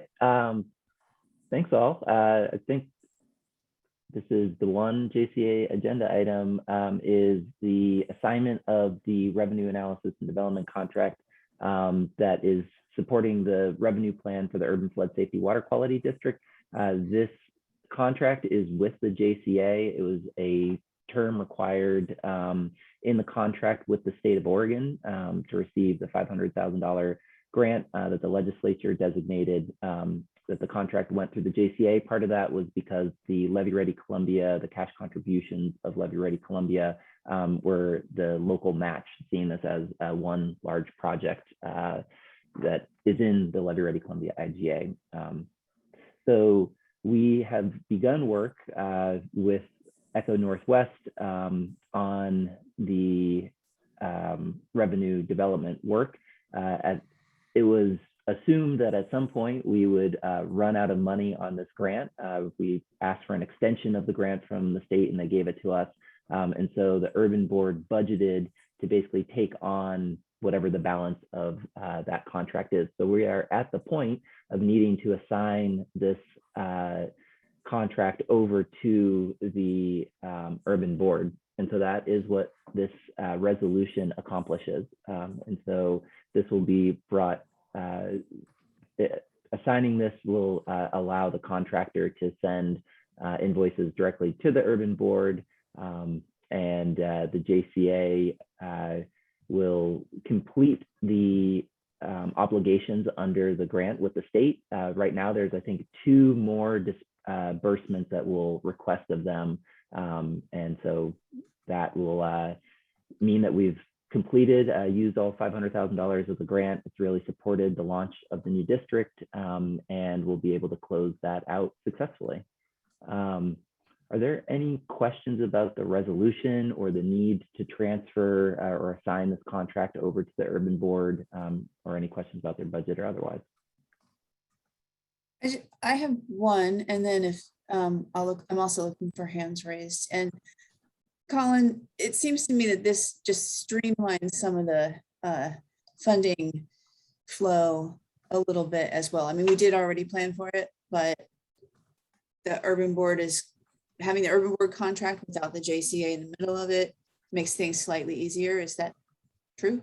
That's absolutely correct. I mean, it was a term, it was a condition of that contract that went through the JCA, but you know, this work is explicitly for the benefit of the urban board, and so their budget will be paying for those invoices. So it's definitely a streamlining. Great, thanks. Any other questions? Just checking the resolution number. There's no R in it, but other than that, it's the same number as the resolution we just did. Yeah, the JCA didn't do that resolution. So yeah, I don't know about R, but Yeah, just want to make sure that's all okay. yeah, good question. Good question. My understanding is the naming convention is that by district. So the first one on the year and the month, and this is the first one and the only one that the JCA will be doing, but look to Hong and Kelly for confirmation. Okay. No problem. Yes. Great, got a thumbs up from Emily as well. These are all the people who know what they're talking about, which is great. Just one more call from the JCA board. Any questions for Colin? And if there aren't any other questions, Kelly did put revised motion language in the chat, not the motion language that was in the agenda. Okay, thanks, Kelly. Tanny, you've unmuted. Do you have something? No. Okay, then I'll entertain a motion. I'll take this one. I move to adopt resolution number 2022-02-01, approving an assignment of the Columbia Corridor Drainage District Joint Contracting Authority contract to the Urban Flood Safety and Water Quality District. Thank you. Do I get a second? I'll second that. Thanks, Karen. All right, roll call vote. Tanny, Aye. Karen, Aye.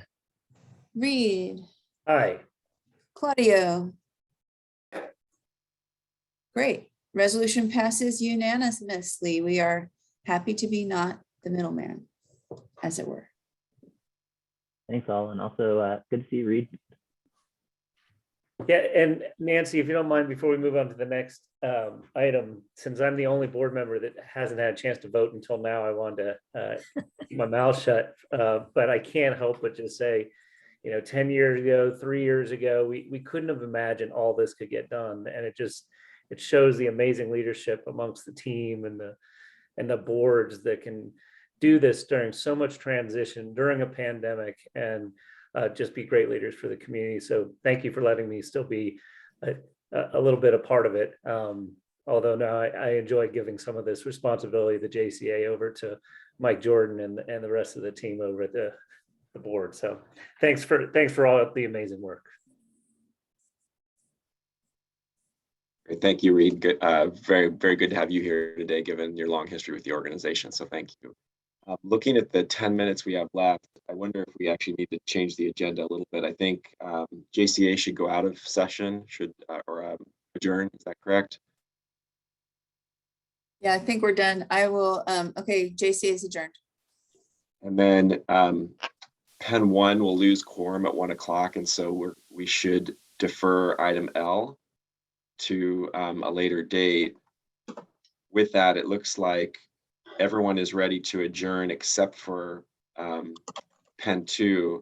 Does it make sense in the last 10 minutes to talk about the houseless outreach update or any new business, or should we all adjourn except for Pen 2 and allow Pen 2 to move on with their agenda? Is there a best course of action here? Val, can I just interject here? Because I was going to suggest that I've got a couple of people that have responded with somewhat interest and they want some more information. And I have to get that information to Emily, but it's been like a crazy week. And so if we could just postpone this to the March meeting, and then we might have candidates with business interest or environmental interest or history. Actually, Mary Helen, there's a couple items of business for Pen 2. So Oh, let's okay. let's put together boards decide what they're going to do. And then Okay. Okay. Unless no one objects, I think what I'll do, since the houseless outreach update is, we don't want to give that short shrift and it's a 20-minute agenda item. I propose that that all boards adjourn except for Pen 2, and Pen 2 could move on to item J. Does that work for everybody? Yes. Good with Pen 2. Okay, in that case, I'm going to adjourn Pen 1 board. Pen 1 board is adjourned. MCDD. And MCDD is adjourned. Thank you all. SDIC. Yes, DIC board is adjourned. Thank you all. Great, thank you. We'll move on to item J. Wendy and Emily, do you need me to hang around as the convener of the overall meeting? No, I think, sorry, Wendy. Yeah, go ahead. I think you're fine to get out of here. We can handle it from here. Great. So Emily, I have a question. And James, is Pen 1 staying on till 1:40 or not? No. That got changed. We're adjourning, yes. Thank you, PJ. Okay. Sorry, guys. Oh, if PJ is still here, then we have a quorum though, so. I know Claudio and Jeff have to move off at 1 o'clock. Sorry, Claudio apologies said- if I missed some, apologies if I missed that email, but I thought I had, what I'm looking at says 1:40, so. Claudio did say he had rearranged things to stay on, so, but maybe he's gone now. It looks like we lost him. So I'm gonna drop off. Thank you, PJ. Thank you. Thank you, folks. Have a good day. Try to get out and take a walk. It's gorgeous out there. Thank you, James.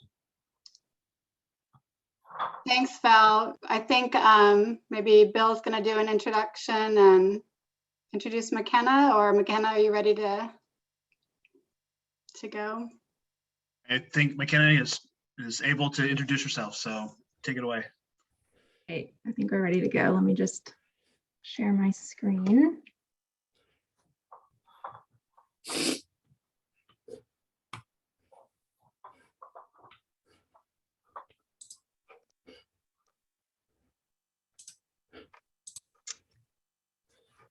All right. Can everyone see that? Yes. Great. Hi, Pen 2 board. I'm here today to talk about 13th Ave Pump Station Discharge Lines Rehab Project. Our goal today is to give you an update on construction cost estimates and a design update.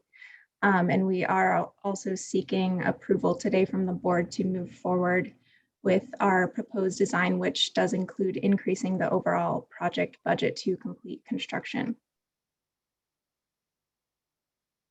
So for a little refresher, as you know, the slope beneath these two discharge lines at the 13th Avenue Pump Station in Pen 2 has significantly eroded. We performed a condition assessment and a survey in 2020 that revealed that these conditions were much worse than originally thought, including a large scour hole occurring from the levee toe all the way to the bottom of the slough beneath the outfalls. This info was relayed to the board in January of last year.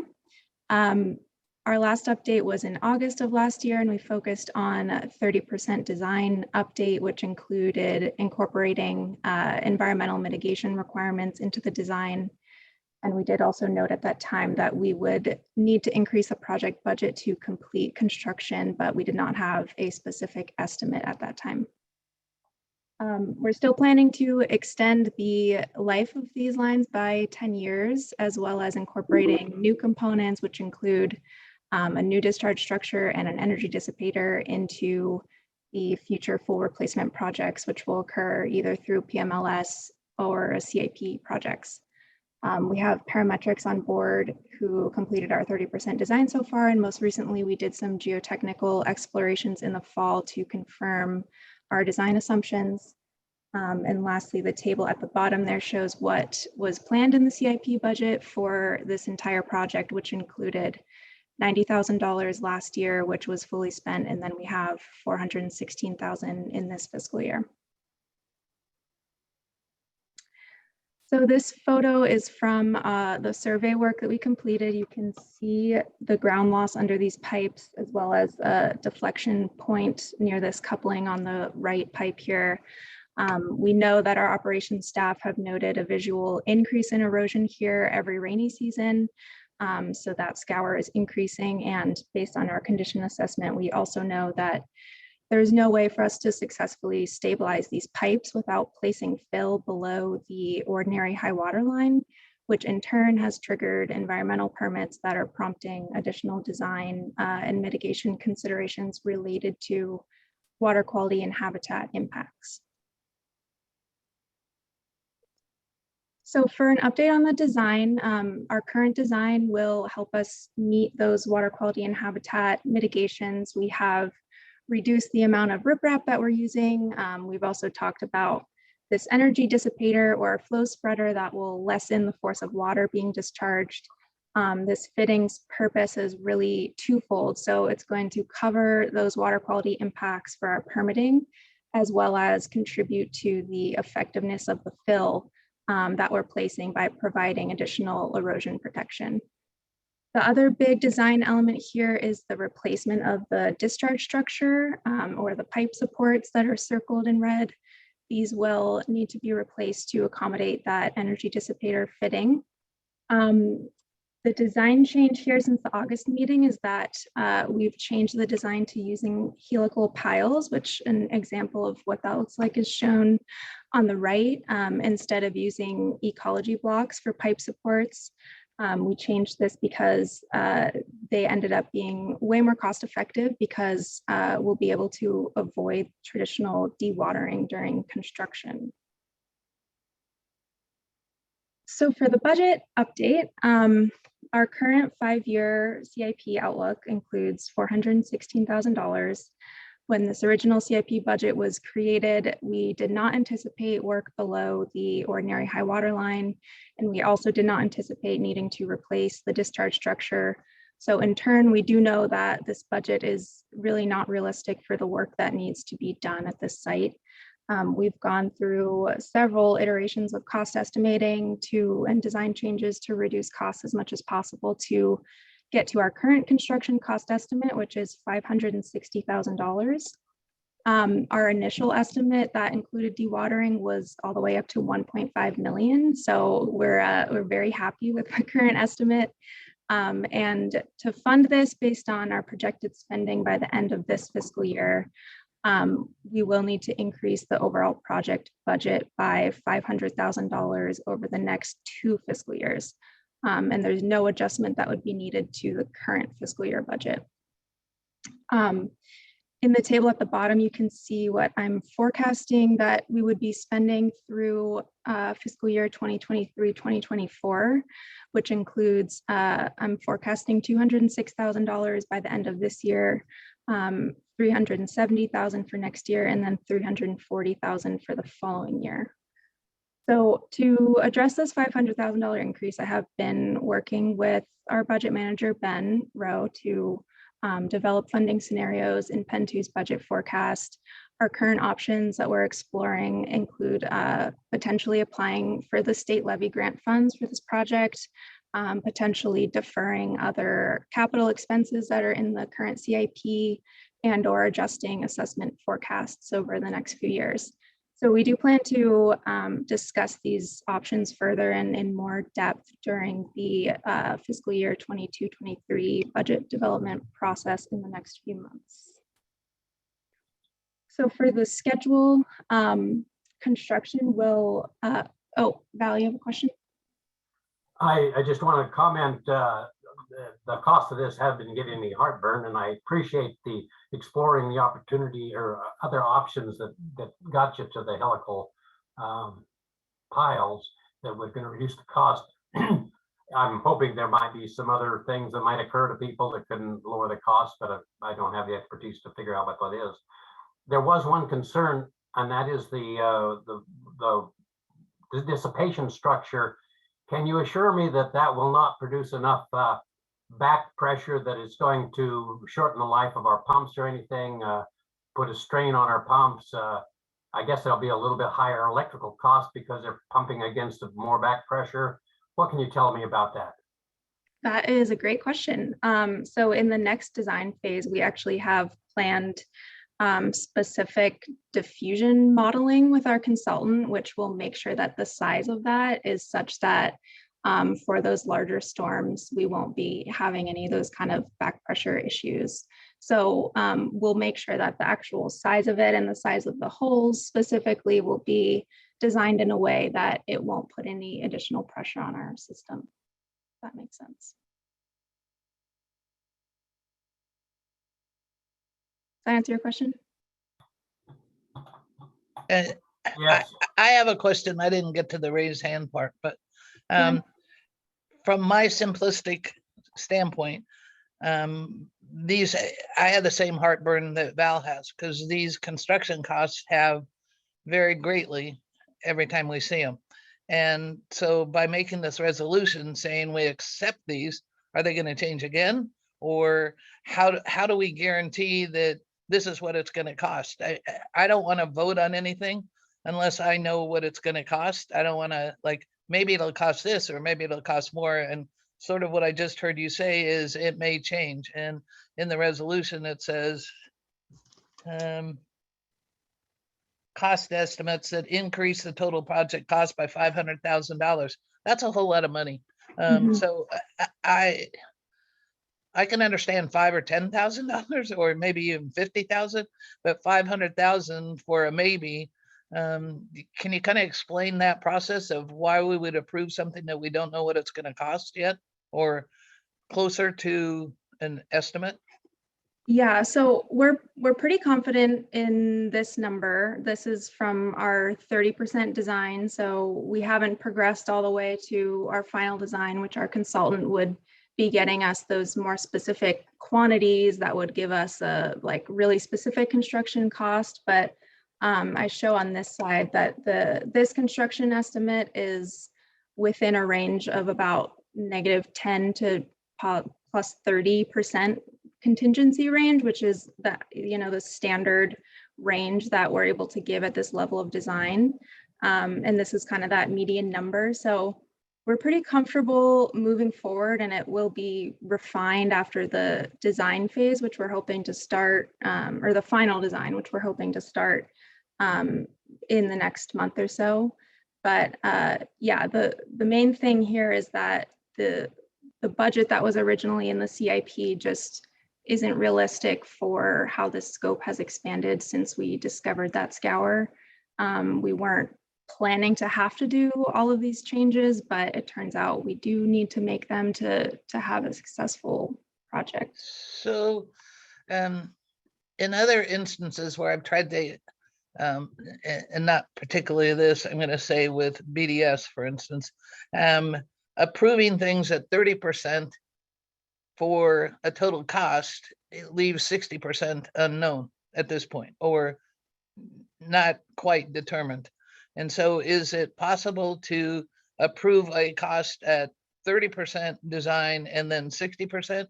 Because to approve spending money in 2023, 2024 that we're 60% not certain of the design doesn't seem responsible to me, but maybe I'm interpreting it wrong.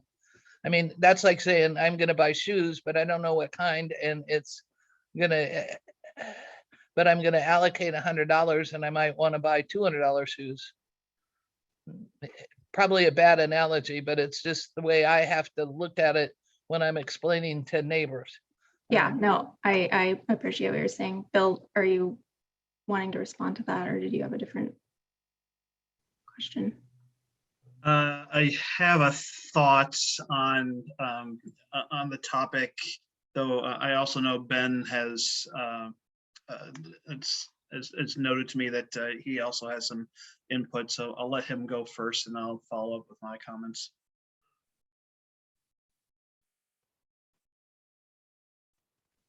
Yeah, my comment really was to you, Bill, for after the meeting, but I can share a little bit what we've done in other agencies. I think Mary Helen, you're right on target. From my experience, you know, talking about capital projects, and as we develop the design, as the project gets closer to a full design, we come closer to understanding the full cost of the project. And what we've done in other organizations is to help our stakeholders understand the dynamics of these capital projects, that we don't quite know the full cost of projects until we progress through that design. And I think that's what you're seeing here is as we scope and design these projects, we arrive at the full understanding of what it's going to cost to address whatever the issue is. And anyway, my comment is really that in other organizations, we've helped our stakeholders understand that process and why we might be coming back to them at various times throughout the life cycle of the project with these sorts of questions or approval and further understanding of the scope and the cost of the project. Can I just ask one thing and Bill, you can probably, is it reasonable to think that we can incrementally accept this budget and as things come up, approve those, or is that unreasonable? I mean, because when you're talking assessments, that's a year out, or I'm sort of maybe making that up, but if we're going to charge people for something we don't know if it's really going to cost that and collect their money, I'd have a difficult time convincing anybody of that. It's like, I understand. I mean, it's like drywall. You don't know that there's rats behind the wall until you pull the wall off. I mean, I'm just using that as an example. Or we didn't know that the whatever the drainage was gonna cause an issue, and so it's gonna cost more money. I have no problem paying for what needs to be fixed. I just need to know how to explain that we're gonna pay for something that we don't know whether it needs to be fixed or not. Let me take a stab at that and let Okay. McKenna and others fill in the gaps.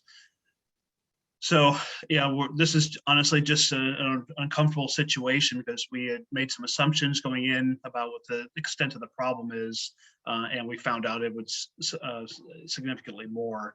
And the challenge for us is that this is a pretty critical step to take to shore up our existing assets before larger projects are going to be coming through in the next 5-10 years or so, to do a further upgrade to this pump station and the discharge line.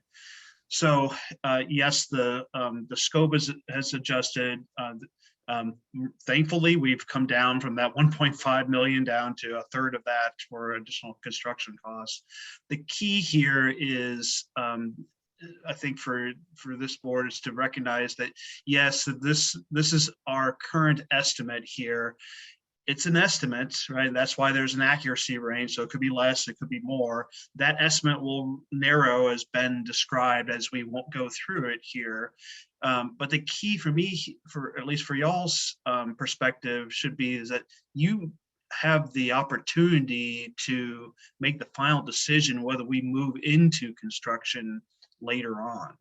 So what we're asking for here is allowing us to continue to move forward within the budget you've already allocated to finish the design. At that point, we would bid the project, and then once we find the lowest responsible bidder, we have to come back to you and say, this is what it's going to cost. And it's only at that point that we'll know exactly what the amount is, assuming there's no significant change orders. So I can appreciate that there's uncomfortable or some angst about the amount here is substantially higher. And you should know that, because those bids that we do get eventually could be, it's going to be is in the range of this amount. So, but if we find at that point that the construction costs are significantly higher than even this, we'll have to come back to you and say, look, this is there's maybe a scenario where we can do something that's incremental.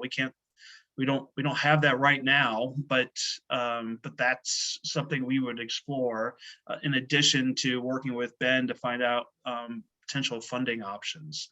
So again, this is not this is more of an opportunity for you to understand that the costs are going to increase from what we originally assumed a couple of years ago for this. But you don't have to make a decision now about what the final construction is. What we're asking for is to go ahead and finish up the design, and then we can have that final decision later on. I hope that's helpful. Yeah, just to punctuate, we're asking for your approval to pin down the costs.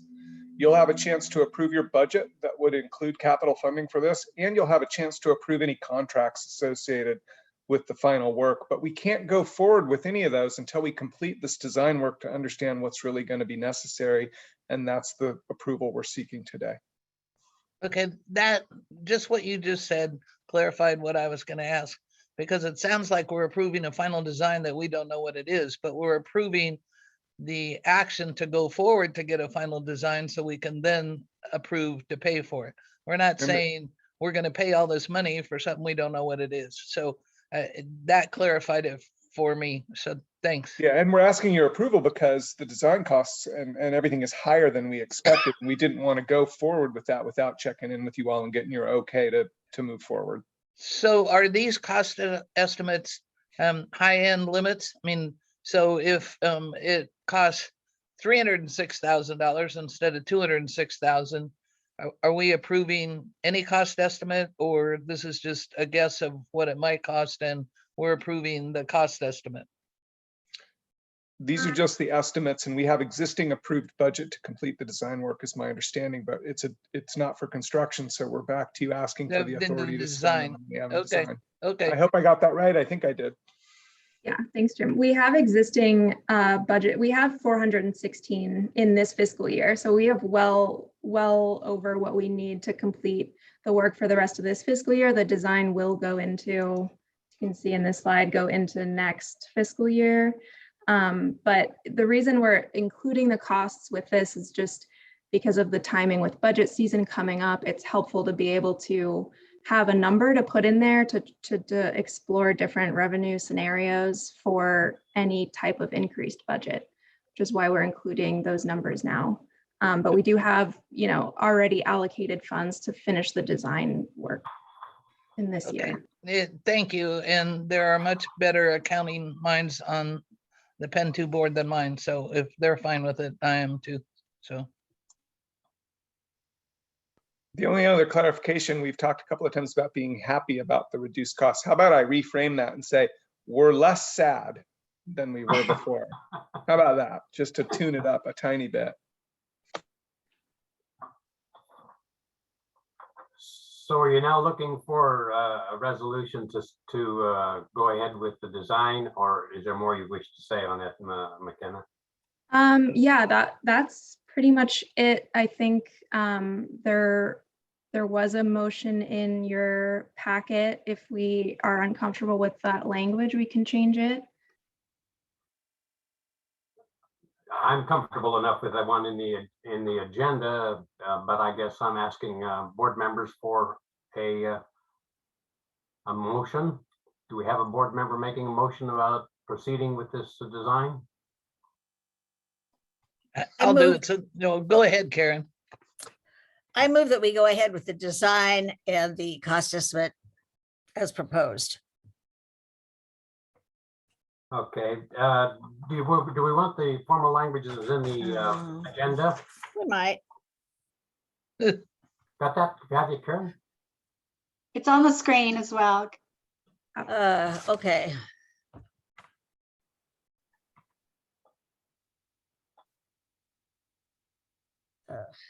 You I have don't it, see Karen? where, no, I don't. I can. Staff seek board approval to move forward. Is that what you want me to read? Yeah, this bolded one Hold is on, I'll the put it motion in the language. chat. Sorry.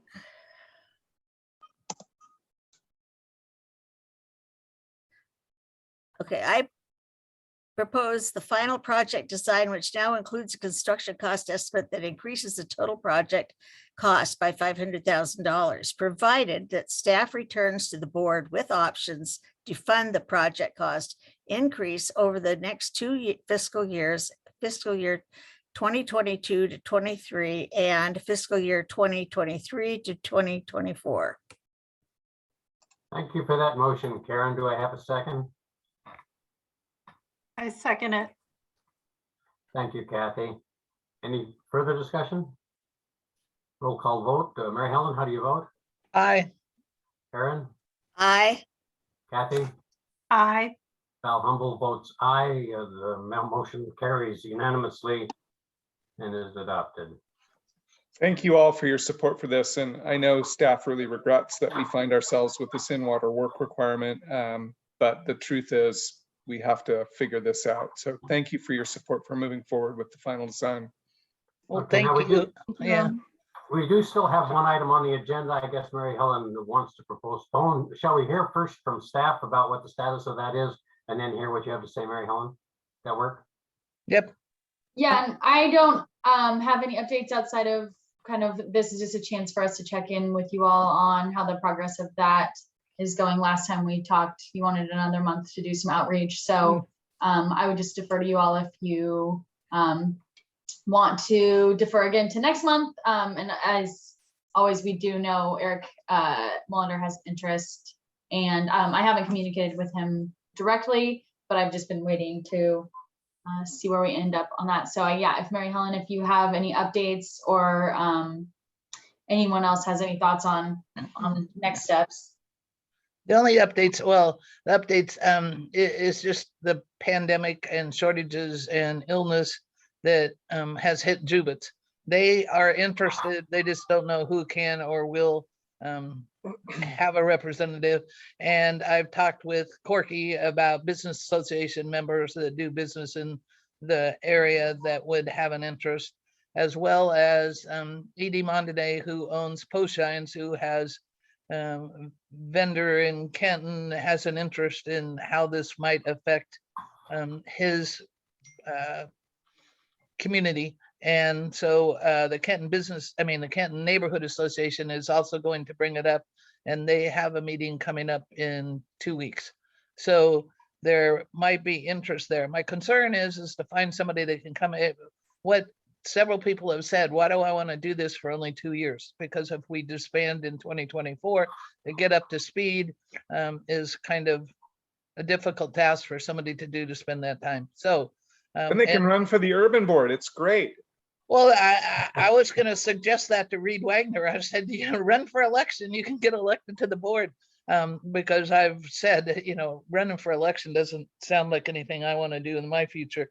But that said, I think being able to explore options given the conditions, and they look like they're getting better. I'm going to be hopeful.